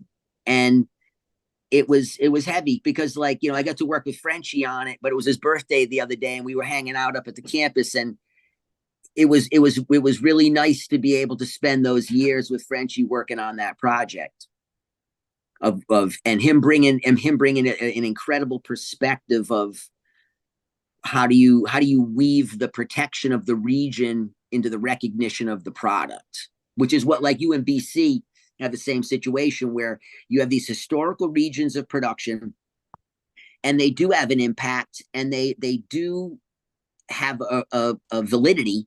How do you make that work so that the people who are in those regions who have done this work get to derive benefit? And part of that benefit is keeping that land in these continuous ownership tracks, so it becomes generational. And you know, that was Frenchie's piece, and I think that his impact, like in Northern California, was so profound because it really drove the awareness of the Appalachian issue and how to create that valuation. And because I got to spend so much time in that 2012 time period with him, it allowed me, when I got to speak to the Senate in 2017, 2016, about Appalachian creation here. And so the individuals that, you know, come together to create a thing, I don't think sometimes we understand how much impact they have on other people. So it's profound. That's why I always say the people that have good online platforms that have a lot of conversation and a lot of diverse people that come through, and they're incredible because the agenda is discussion, and it allows people some great benefit. I have another question for you. That is, okay, everybody knows that some terpenes have the ability to modulate or even potentiate THC. And I think Ethan might have come up with the Entourage effect or so. Well, okay, my question is, do you think that thiols have the ability to modulate and potentiate THC, or do you think they just are strong aroma molecules? You know, I'm not a chemist, so I don't know about the potentiation of the THC, but I know that when I was looking at a hop study someone was involved in, and when they changed one of, I want to say it was a thiol or it was a volatile sulfur, maybe an ester, but when they changed one of those molecules by a ppb, so they had two identical hops samples, and it was Inbreeding project, and they were showing what happens in terms of impact on a minor, and they had only 1 part per billion difference between them in one specific molecule, and it made sample A undistinguishable from sample B. So when we're talking about, to me, in terms of interpretation, that's the part that you don't really, even when I look at like essays from Israel, where I have friends that do genetic development in Israel, and they use Didi Mary's lab to do all the work. So the essays are incredible. So when I look at them, I'm not qualified to tell you anything on it. I just look at it to see the totality, so I can understand how much more we're really being able to see in terms of this collection. And what I know is that we can only kind of make, I would say, assumptions or empirical from the observation of, like, I consumed it and I noticed the difference. But I know that when we're using these type of aroma profiles to steer direction, we can definitely anticipate the potentiality for possible direction, right? So I can't tell you if I'm going to have a greater THC effect, but I can say that the volatile components steer how people perceive the high to be, And if the cannabinoids follow suit, which they would in native populations, you can kind of predict an outcome. Yeah. Well, with terpenes, it was relatively straightforward Mm-hmm. to test uh, pure THC by itself, then by vaporization, 25 milligrams, and then do the same thing with it spiked with a single terpene. And if you were to do that double blind, so you don't know what you're doing, either the person who's giving it to you or the person who's getting it, you could really easily perceive that some terpenes do have the ability to modulate, and a few even potentiate THC. Mm-hmm. But I'm really curious about the thiols if they can do the same thing or not, because thiols are the next.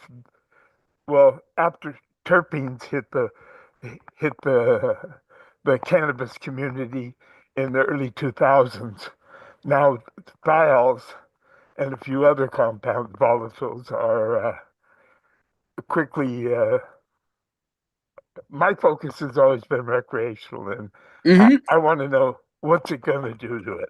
Totally. And the problem with testing this though is because they're so volatile, you don't see it captured, right? So much of the, and it's the cost.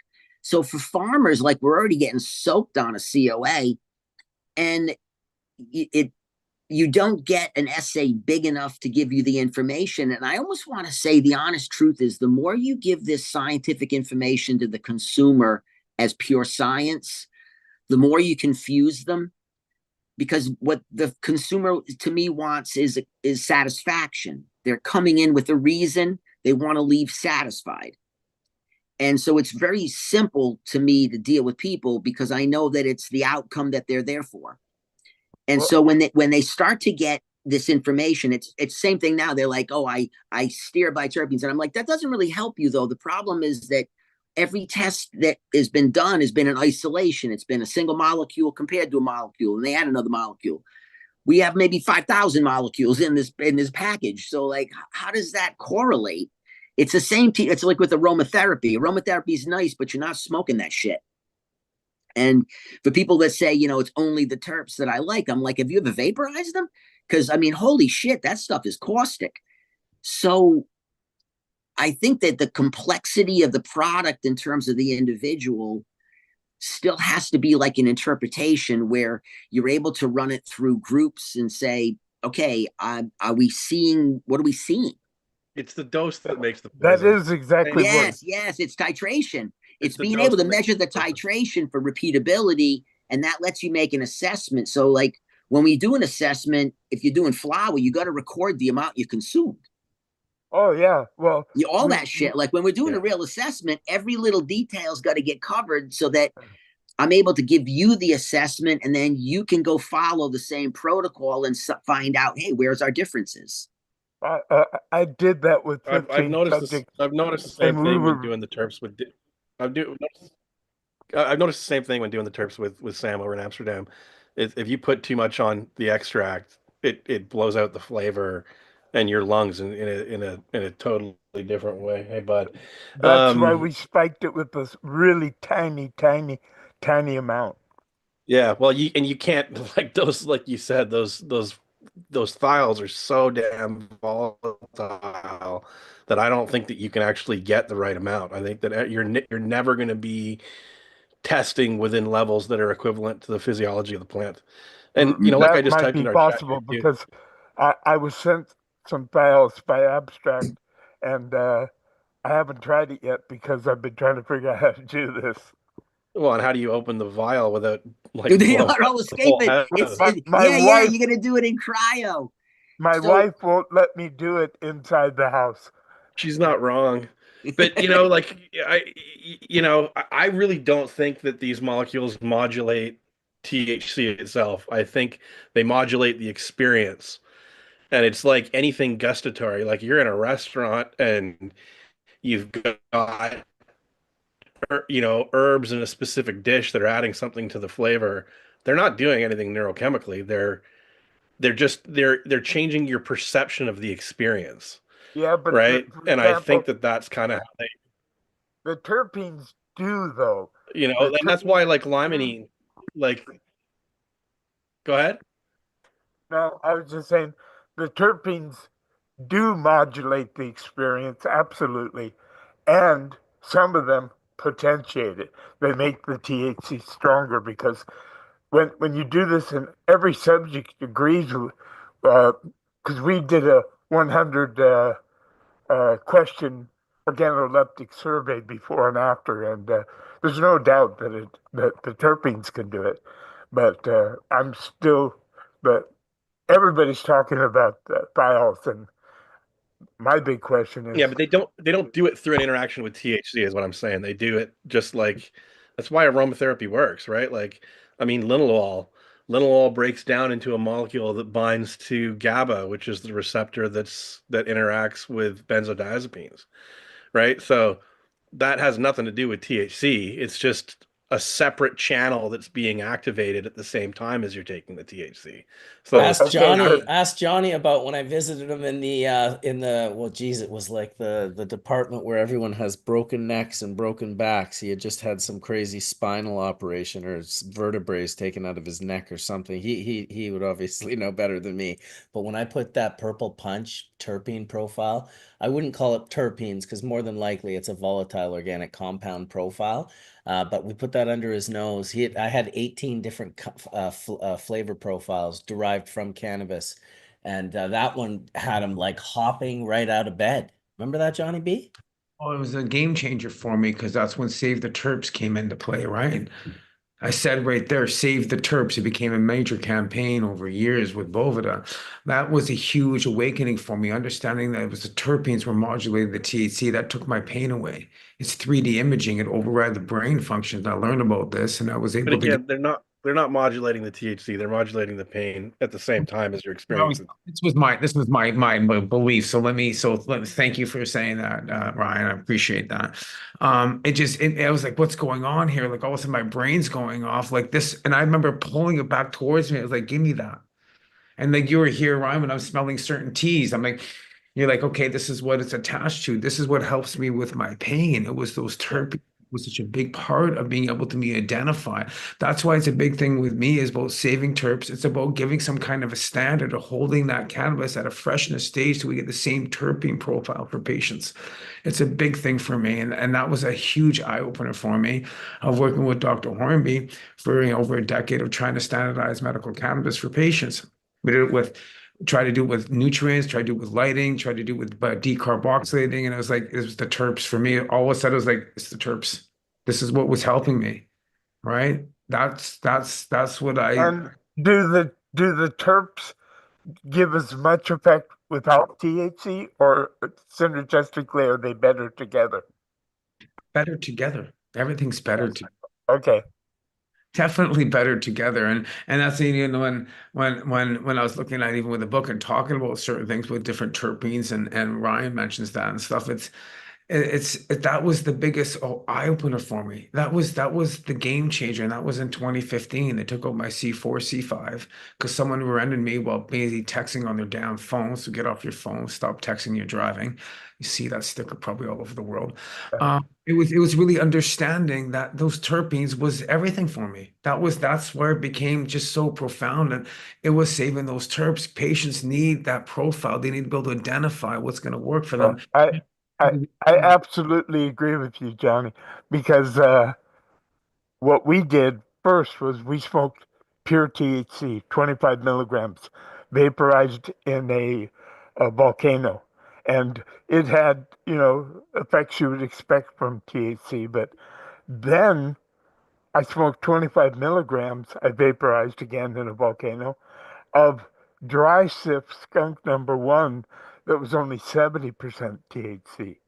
And let me tell you, the the terpene rich one was twice as strong subjectively as the pure THC. So it's obvious that they're a significant part of the picture.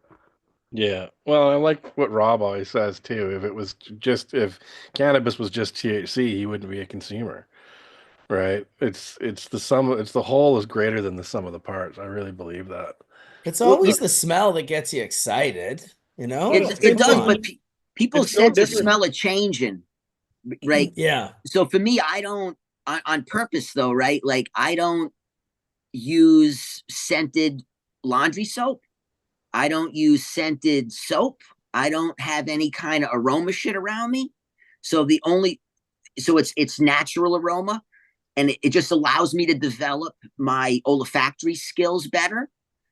But so when I'm doing assessment and I'm able to pick, it's kind of like sommelier shit where you and perfume. So I looked at sommelier and perfume and how they work and develop. And a lot of it is having this clarity of olfactory ability. And I don't think people have developed theirs adequately because we've been living in a world of perfume for so long. So most individuals are really, in order for an aroma to really hit them in a nuance, it has to penetrate that filter that they've put in from too much Febreze at the house, too much Tide soap. And I'm not saying it's a bad thing, but it is a kind of bad thing. It's an endocrine blocker, but it definitely messes up your olfactory ability. And so we don't have the same level of scent capability as like our ancestors. So when I do look at scent and I look at animals, I look at bears and dogs for how do they pick up aroma, how do they contain it in their mind and then sift out what it is, what's the skill set. And I think that human beings at one point in time had a far greater ability to differentiate odor, and we used our noses so much more intimately for survival. And as we've been spoon-fed safety, we've lost that ability. And cannabis is something that I think speaks to us in a primal way. So when people smell it, it starts to begin this recognition that you're sensing through your nose things that are inherently good for your needs. Yeah. Well, we were talking about that last week with this terpene language, right? Like Mm-hmm. this language that's spoken between fungi and bacteria. Like all these organisms produce terps, Mm-hmm, right? they And do. all They do. like these tritrophic or like these three biological level interactions where the tree, there's a beetle that attacks the pine tree, and the pine tree upregulates a terpene, and that terpene is an attractant to a wasp that is parasitic to the beetle. Right. So you have these like layers of biology all interacting together through these terps. And I kind of look at it like, it's like the difference of being in a city and looking up at the sky and not being able to see the stars versus going out in the country and looking up in the sky, right? Like you're overwhelmed with the light, and that light kind of desensitizes you to this natural light that's coming from the stars, right? And it's kind of the same thing with scent. Like if your system is always being bombarded with all this scent, you're not as sensitive to the natural language that's going on beneath it, right? Mm-hmm. And corporations use this stuff like intentionally, like we've talked about this before, but there's a reason that all these companies put like lemon cleaner or lemon scented cleaner, right? Like that limonene molecule actually improves your mood without THC. Mm-hmm. So it's like that's part of the corporation fooling you that your cleaner is really working in your house. Oh, It's like it's they're like just foaming toothpaste. yeah, they're Toothpaste just doesn't feeding. have to foam; it's a foaming agent because they discovered the more foam that came out. And then I was reading the review on it, and they said that they went to such a level that the shit was spewing out of your mouth when you were brushing, and they had to throttle back on the toothpaste formula. Yeah, they're fooling us with Yeah. these chemicals, right, to make us believe something more about their product. So there's Well, definitely I can definitely see that they are fooling us. There's no doubt about it. I also see that on the flip side, the people who, because Kev's right in the sense that a large portion of people have a muted olfactory sense or a capability. But there's still this very small percentage of people, which even for sommeliers make up a very small percentage Mm-hmm. of society. They have the ability to do this sensory science. They have a heightened olfactory. I myself have a very heightened olfactory. My wife only ever understood it 3 times, which was each time she got pregnant and her sense of smell went through the roof. And she'd be like, "Oh my God, is this how you're living?" And I'd be like, "Yes, exactly. There's way more bad smells in the world than there are good."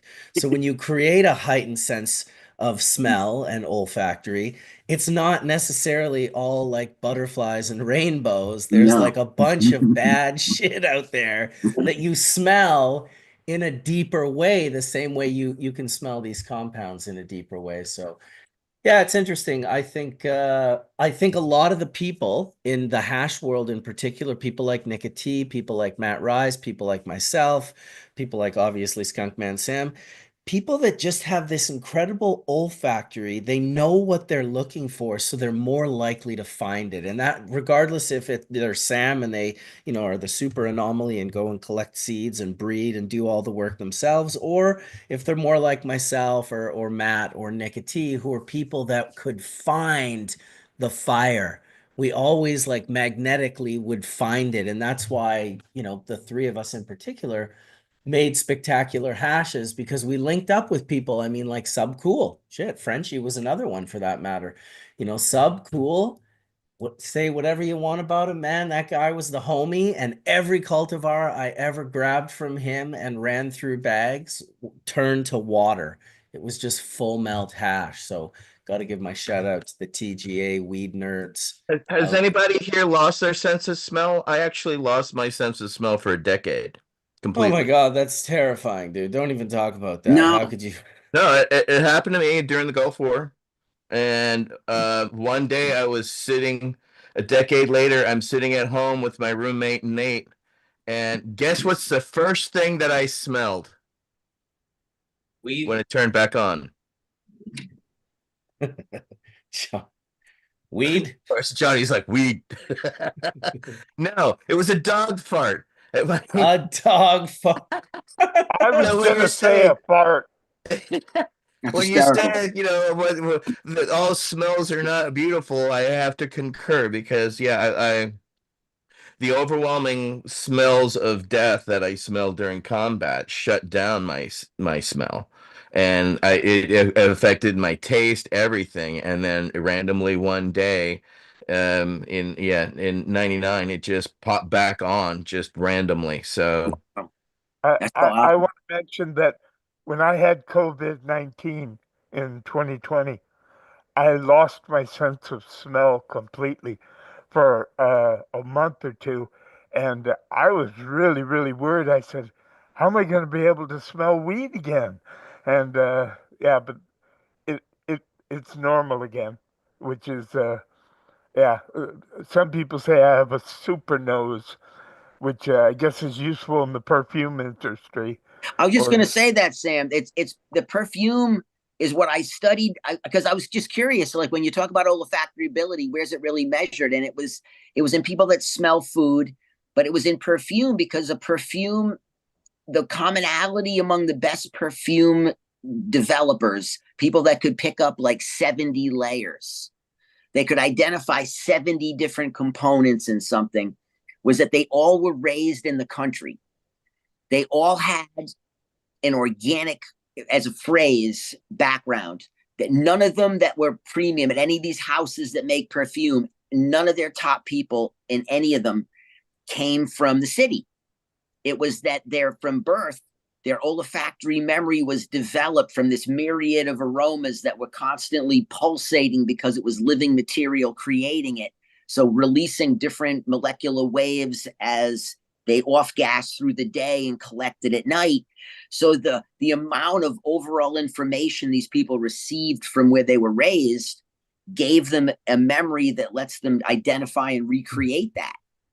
Well, that and the fact that they weren't exposed to toxic fucking perfumes their entire lives. So they had a fucking sensitive enough olfactory that they could smell and decipher what was in toxic Yep. perfumes. the flavor and aroma company I was working with, it was a French company called Javerin Rouge, and they came to my lab and tested skunk marijuana and skunk hashish because they wanted to make a perfume.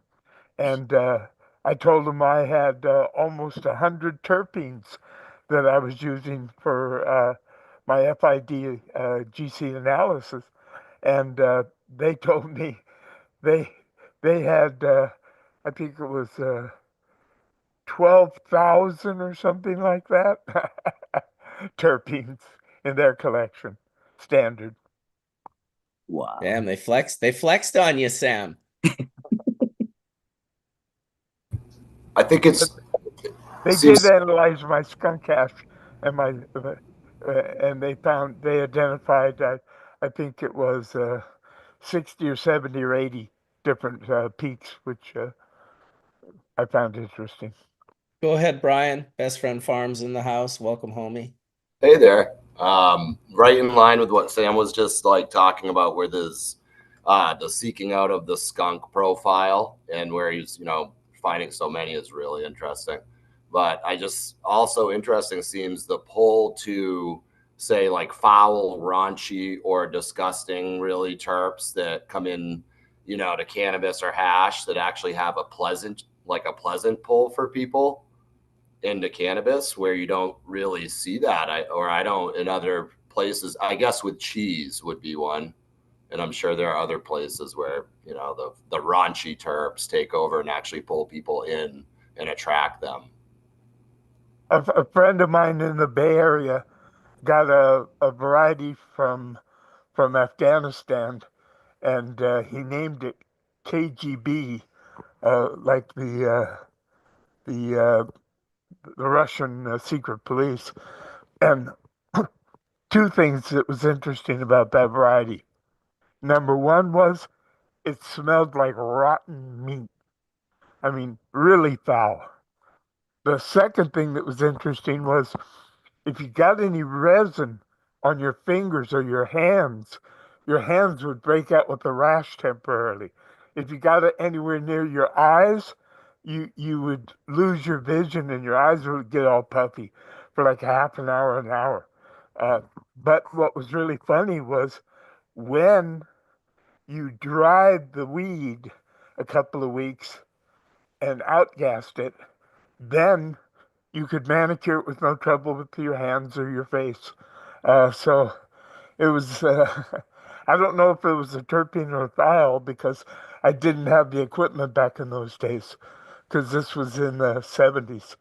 But Did the smell change? rotten meat.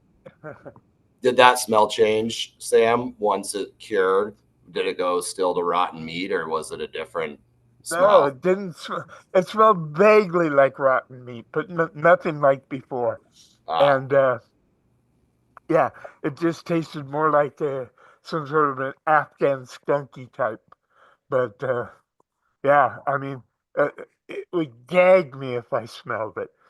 And if I got it too close to my face or my hands, it literally made my hands break out with a rash.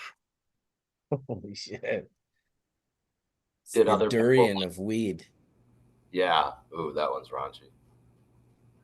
You don't like baby diaper vomit smell? Rotten eggs.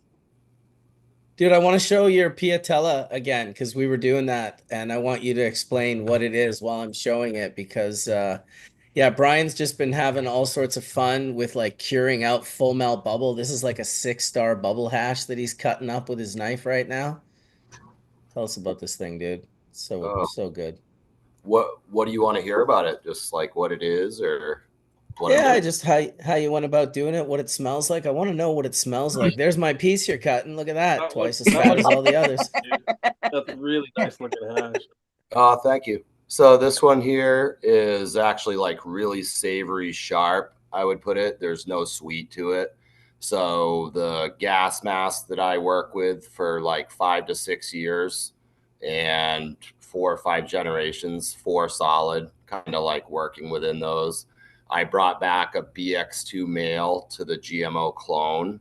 And this particular pheno like was what I was looking for in terms of happy medium, like a merry meeting ground for both types came in. So it came GMO forward, as it says there, but it also gave it like a texture from the gas mask for the hash that you can see like the shine on the hash there and everything. So it's got and the wiggle. So it's got like a creamy textural, I guess, good addition to it from that side, the male side. And yeah, so the hash itself is what I guess people were calling piatella these days, but this is just a cured melt and like a 2-month cure job. And yeah, kind of, I guess it does pertain to like our talk with genetics quite a lot, because I'm kind of like tracking on my own small scale for a lot of like pleasure and enjoyment of the hash and of the flower, but I'm also, like seeing different genetic variations or different genetic line. This gas mask of mine I've been using or working for like 5 to 6 years just has a lot of the like really texture, taste, smell, checks boxes for me. So I've been working that as like a stable and staple line for other things that I'm making, basically adding it to. This is another pheno you're showing there, a BX1. Dude, what about your little trick? Like, how do you get this shit to cure out? Everyone wants to know. Like, for me, I'm glad you said piatella, or it's just cured bubble hash, right? It's a 6-star. Really, why piatella is so super special is because the main ingredient is 6-star bubble hash. So just 6-star bubble hash alone. But yeah, this stuff just looks soaked. Like the terps just. Oh, I appreciate it. Yeah, it's definitely wet. That would pertain like to the cultivar. A lot of it, I really just, it's not in the processing that brings that grease out. It's definitely in terms of the genetic, at least for me. And then the grease pops out of it. I guess basically if it's there genetically, but then there's also the process to it, which I guess to throw some pieces out with the piatella thing is I don't put the plastic onto the hash until I actually form the hash by hand. So that's at the very end that I touch it by hand and I make my slabs. But, happy to share other pieces out there too. This is what I would call a pre-whip. So my first whip, I do a couple two movements of the hash, stirring or moving. And this one is like right out of the freeze dryer into the bucket. And then I just start moving it around, get a little warm, room temp or a little above. And if they're greasy cultivars, they really only take a few minutes to melt right down to grease. And from that point there, I would go, a cold cure, or even honestly up to like a room temp hold with the lid on and dark and dry, or, make sure it stays dark dry. And basically after that forms up to a hardened texture again, goes to cure, what's called cure. I would then work it again, like make it soft again. So maybe some of those pieces help. I don't add the plastic till the very end when I have like the hash looking like what I want it to. So. Dude, that shit was hypnotic, dude, when you were whipping the bubble. So whipping the bubble is really quite a good tip in regards to speeding up the piatella process. Yeah, it's like soft hash. I guess like even though I'm watching my own little videos, I'm making little geeky videos, it's definitely the best. That I believe is a Coastal Collision. That's a Sour D by SFE and from Melting Pot Friend. But basically, yeah, like it's soft hash. So you want to, not every cultivar will go into being soft at the end. And like the Gasmo you first showed, why I was stoked on it was because the gas mask added the creamy, greasy texture to it, where it's more of a stiff or grainy resin is what I call it. It's, dumps hash and it's really sharp foul, but it's really stiff. It makes good, cured melt piatella form, but not that really wet looking greasy cut stuff. So. Right. Yeah, it's interesting. I mean, piatella for me, obviously when it first kind of came out and people were doing it, I was more of the understanding that the Spanish people were really liking it because it was giving them a texture that they could take full melt bubble and just break it into spliffs quite easily, a little harder than, trying to do snakes and whatnot. And that's really what popularized it. But what the value I see of it is when you get hash like that, and I'm sure when you pre-Piatella that and you've got your bubble hash, it's probably caramelly and fairly hard and pure. And once you whip it and soften it up, and then you let it sit in the loaf and you wrap it up, and those terps try to exhaust and volatilize out of the hash, they foam it up a little bit. They create a very stable texture that kind of doesn't change for a very long time. Like you can leave Piatella out at room temperature for a fairly long time before it like dries out. Go ahead. You want to show something? No, kind of, well, not to cut you off, and thanks for saying that. It's definitely part of this process is actually bringing it. You can see that's a little drier, and I've scraped a little back, and it's actually amazing how wet that will go with some light pressure. And, you know, hand formation or whatnot. Basically, pressure and movement. I try not to add any heat to be meant, you know, done in the cold. I myself like the Piatella form or the cured melt that I originally called bubble cream. I like that cured melt form either way, whatever it's called, because it's a stable, like a table stable form, and you know, doesn't take extra protocol just to keep the hash fresh or at a certain point of isolation. So it's got this truth factor to it that is like, you know, it's from fresh frozen, but it's given the time to get there where it's actually cured and able to handle it. If you want to keep it long term, you could fridge or freeze it, but it's really good on, you know, room temp, table stable stuff. Easy for like anyone to enjoy it that way. And then further, I actually find that at least for my hash, I'm seeing a lower temp melt that in the banger, and like geez, like it basically goes in really easy and melts very even and thorough, more like a rosin than I would see like a fresh granular melt, you know, or even like a, yeah. So for the dabbing side of it, so I actually really enjoy the dabbing, and it brings out the smell. The terpenes just pop on it once you go to cure and then beat it up again. So I think one of the most important things for me with making this is I do a twice whip, or like a twice, you know, moving it right up front, make it soft, let it stiffen up, and then go back in and make it soft again once it's stiffened up. And then Well, I'm telling you, at the next Legends of Hash I do, I want a giant projector and I want it to just be on a loop, that whipping of that hash, dude, because that so was fun to whip. completely hypnotic. I don't It's know so if anyone fun to else whip. was feeling that or if that was just my weird I think I like it because that myself, not just fun, but because once again, it goes back to like the cultivar where some do and some don't. And, you know, we're like, not saying scratch all of them that don't, but if you're after really greasy hash or that type of a hash form, then basically probably try to eliminate the grainier hash types, even if they do make hash or dump hash. But, you know, and I would say eliminate, get rid of, but you either probably got to breed it forward or go, you know what I mean, go to something else. For me, it's that my gas mask line, which is the kosher kush on a original Mac 1's brother onto headband clone. So both the kosher and the headband were old clones, you know, handed, and I had to have like something in between it to bring them together, basically. And I get like super grease component, like these, all these types relate actually back to that original diesel headband, different names for it, to that type of texture quality. And then the kosher's just, this cut here is one of my favorites, and one of my These are favorites. fatty heads, huh? You don't even have 90 or 73 in there? I actually do a lot of 90, but I like that these you're showing because for the last year or so on the indoor organic, and I'm like the 13th, 14th cycle on the living soil with this batch. I'm seeing, I don't know if they're like cultivar oriented or just ripeness oriented, but I saw a kick up over the last year for me for like really good return, but also super high quality on the 120. Yeah. So playing with both of those, I'd say always more 90. Hear that. Yeah. Yeah.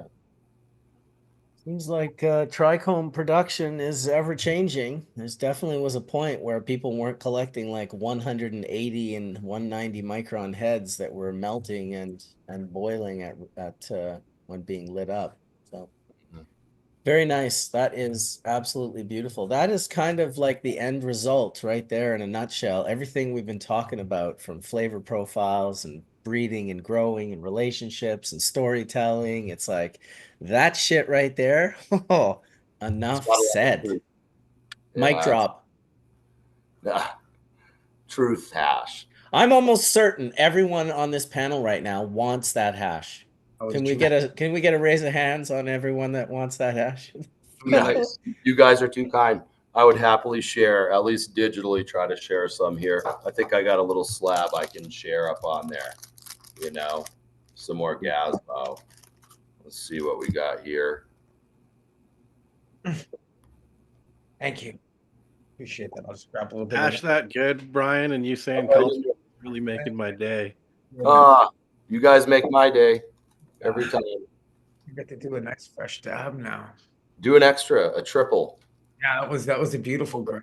That's gonna happen when it was like reach in and grab and go, thank you. Virtual grab. Virtual grab. I was like, I gotta jump in on that right now. Virtual grab on dab. Yeah, nice. Well, I love hash, so thanks for sharing, and thanks for, you know, having me here to share the hash and learn so much from everybody that comes on here, you know. Well, thanks for doing it, man. Holy, right? It's the literally people my that are pleasure. doing it. Look, here's That's another the nicest one. hash I've seen in ages. That's fucking really hell, dude. This is a totally different one now. Again, this is the sour banana sherbet melt waves. I think the AJ Sour really brought that out, that grease component to the original diesel or the diesel family. I love the diesel original ECSD and OG Kush, True OG cut. I worked with out west for better part of 10 years. It was like one of my favorites, produced it over and over. So I'm definitely a gas lover. I like that family, that profile. Proper viscosity for preferred cured texture. Oh yeah. Kind of like a texture geek too. I just want the world to have access to this. That's all. The whole world doesn't have to smoke this. I totally understand. Some people love to get pre-rolled joints, and I want you guys to get the best version of that that's possible. And people that want, you know, even the distillate and botanical terps, okay, you guys, you know, I'm not going to fight you. Do that over there if you need to. People that want to get organic cannabis and really experience the different flavor profiles, and maybe get a deeper understanding about what cannabis is and what the flavor profiles even are, rather than just like, oh, this one tastes really good. It really is groups like you here on the panel that take this to the highest level of geekery, if you will, that allows it to exist. I said it a couple weeks ago, you know, the fact that we were going to a Chinese restaurant with a friend of mine, and he wanted to, I had just given him a pivot. Jolly Roger had sent me a couple pivots from the Puffco, which this thing is fucking amazing, man. I can't say enough about it. So I gave my older buddy one, and he's like, oh, I have nothing to smoke out of it. I just have traditional hash. And I said, well, dude, there's a store right across the street. And we walked into it, and we were able to buy a gram of my friend Caitlin, who has been on Hash Church many times, from High Fidelity. And it was a gram of her, I think it was Rainbow Driver. And man, like, to be able to just walk into a store and buy a product like that. Now it's far and few between. Not every product in the store is like that. I happen to know High Fidelity. I know who their growers are at Woody Nelson. I know their story, and I know the people from 20 plus years. A lot of them come from the gray market. So it was just I felt very, you know, I mean, listen, I'm always going to be able to find resin, even when it was highly illegal. I had beautiful bubble hash in my possession, but it's for everyone else who doesn't have those connections that can now just walk into a store, and maybe it's not the best price, and maybe there's still not the greatest selection. But like I said last week to Etienne, we do have to celebrate our wins when we get them, and that is still a celebration, a win. Did anybody else get cat and mouth just watching that stirring going on? I mean, it was It's even worse for me. I'm not even going to tell you what happened to me, but it's inappropriate. Uh-oh. Inappropriate. You need to talk to Miss Bubble Man now. I'll be fine. I'll be fine. I got 15 minutes left here in the show, so anything you guys want to hit on that we missed, or anything that you guys want to talk about before we finish off? It's truly a wonderful conversation. I enjoyed it. It's really nice. The legal update, our my Veterans Action Council, that is fighting to get into the DEA, our appeal has been received. So we're in the midst of securing legal counsel, and it's a specialized law, appellate law. And so we're hoping to get a submittal here soon, and then we were given till the 10th of January, and of course the DEA hearings start on the 13th. So it may or may not have an effect, don't know, but we're trying to be number 26 again to discuss Schedule 5 as well as descheduling outright. So we're just doing our best to keep the discussion in the fight and in the media's eyes. Currently, we have 23 articles that have been out from the Washington Post and around, just discussing this and making us aware, because nobody else is discussing Schedule 5, or as we're talking outright, descheduling. So Wade and I, via Veterans Action Council, are doing our best to fight the good fight, and hopefully next Hash Church will have even better news and the ability to change the world. So what kind of leverage, Tan, do you think it gives you with the DEA and the whole valor thing that you guys are veterans? Well, one, they taught us to fight, so we don't know how to stop fighting, for one. So we're going to continue to do that. Two, we believe that, if they can have somebody come in and argue the point that it should stay in Schedule 1, then we should come out and be able to argue Schedule 5, which of course the judge kind of mocked us about, but we challenged via his challenge. Actually, the administrative law judge for the DEA gave us these crumb trails for appeal. He not only told us there was a possibility of appeal, he went and found the case specifically for us to file under. So, it's not necessarily championing, but he was very helpful. But because we are an organization or a group, even though we're volunteers, we have to have a lawyer now. But if you were an individual, you could file for because we are all volunteers. We have no payment. We have no hierarchy in the Veterans Action Council. We're a working group. We're very unique that way. So we were looking at, signing regarding financial hardships, but because the court made us aware you are a group, you cannot do that via another case law. So right now, Michael Krowitz is trying to secure counsel for us. Do I feel that veterans have a better voice or not? Well, we represent a specific culture, and the United Nations and others recognizes culture. Even though cannabis is its own culture, veterans are considered its own subsection of a subculture because it is its own culture. So we are using, that as best as we can, because we have, friends all over, but I don't think our voice matters any more or less per se than anybody else who's testifying. But we are using our veteran status to do our best to clarify the message that Schedule 3 is not what we're settling for. We prefer, if we have to be on scheduling, Schedule 5. And if we have to do anything, let's do descheduling outright. Because, at Berkeley Patient Group, I've been selling over the counter for 25 plus years now. So the wheels haven't come off. The world hasn't gone to pot. The place hasn't, fallen into disrepair. We did that on our own with our own representative democracy. It wasn't cannabis who did that. So we're just trying our best to use our voice to amplify others' voices. And because no one else is discussing descheduling or Schedule 5, we'll carry that battle flag and we'll fly it high as long as we can. And if we're able to get in, then Michael will testify and explain why we as veterans are harmed specifically.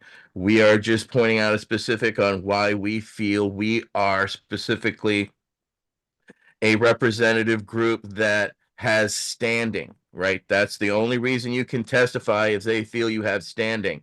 Project Sam and a lot of the antithesis who are currently signed up aren't going to be harmed by Schedule 1. They just want to perpetuate the drug war. We don't want any more of that. So I already got on my soapbox there, but we're going to do our best as we can to make everybody aware, because once Schedule 3 happens, the discussion changes forever. And we want to have put the hat in the ring that we're past just a simple discussion. Well, good on you, brother.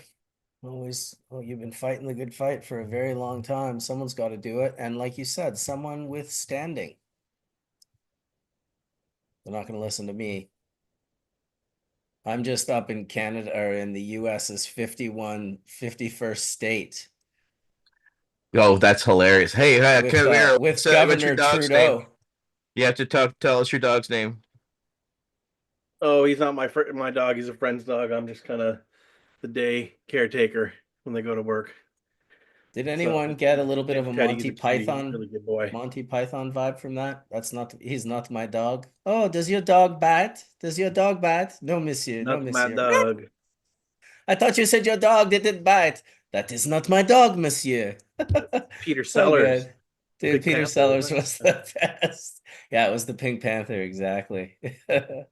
For those youngins out there that don't know about the Pink Panther with Peter Sellers, you've got some enjoyment ahead of you. Eat some Oh, yeah, edibles, go take watch some that. dabs, go watch that he's shit. It's hilarious. so good. It's so classic. The guy that plays the police chief that he just drives into the mental ward every movie. It's so good.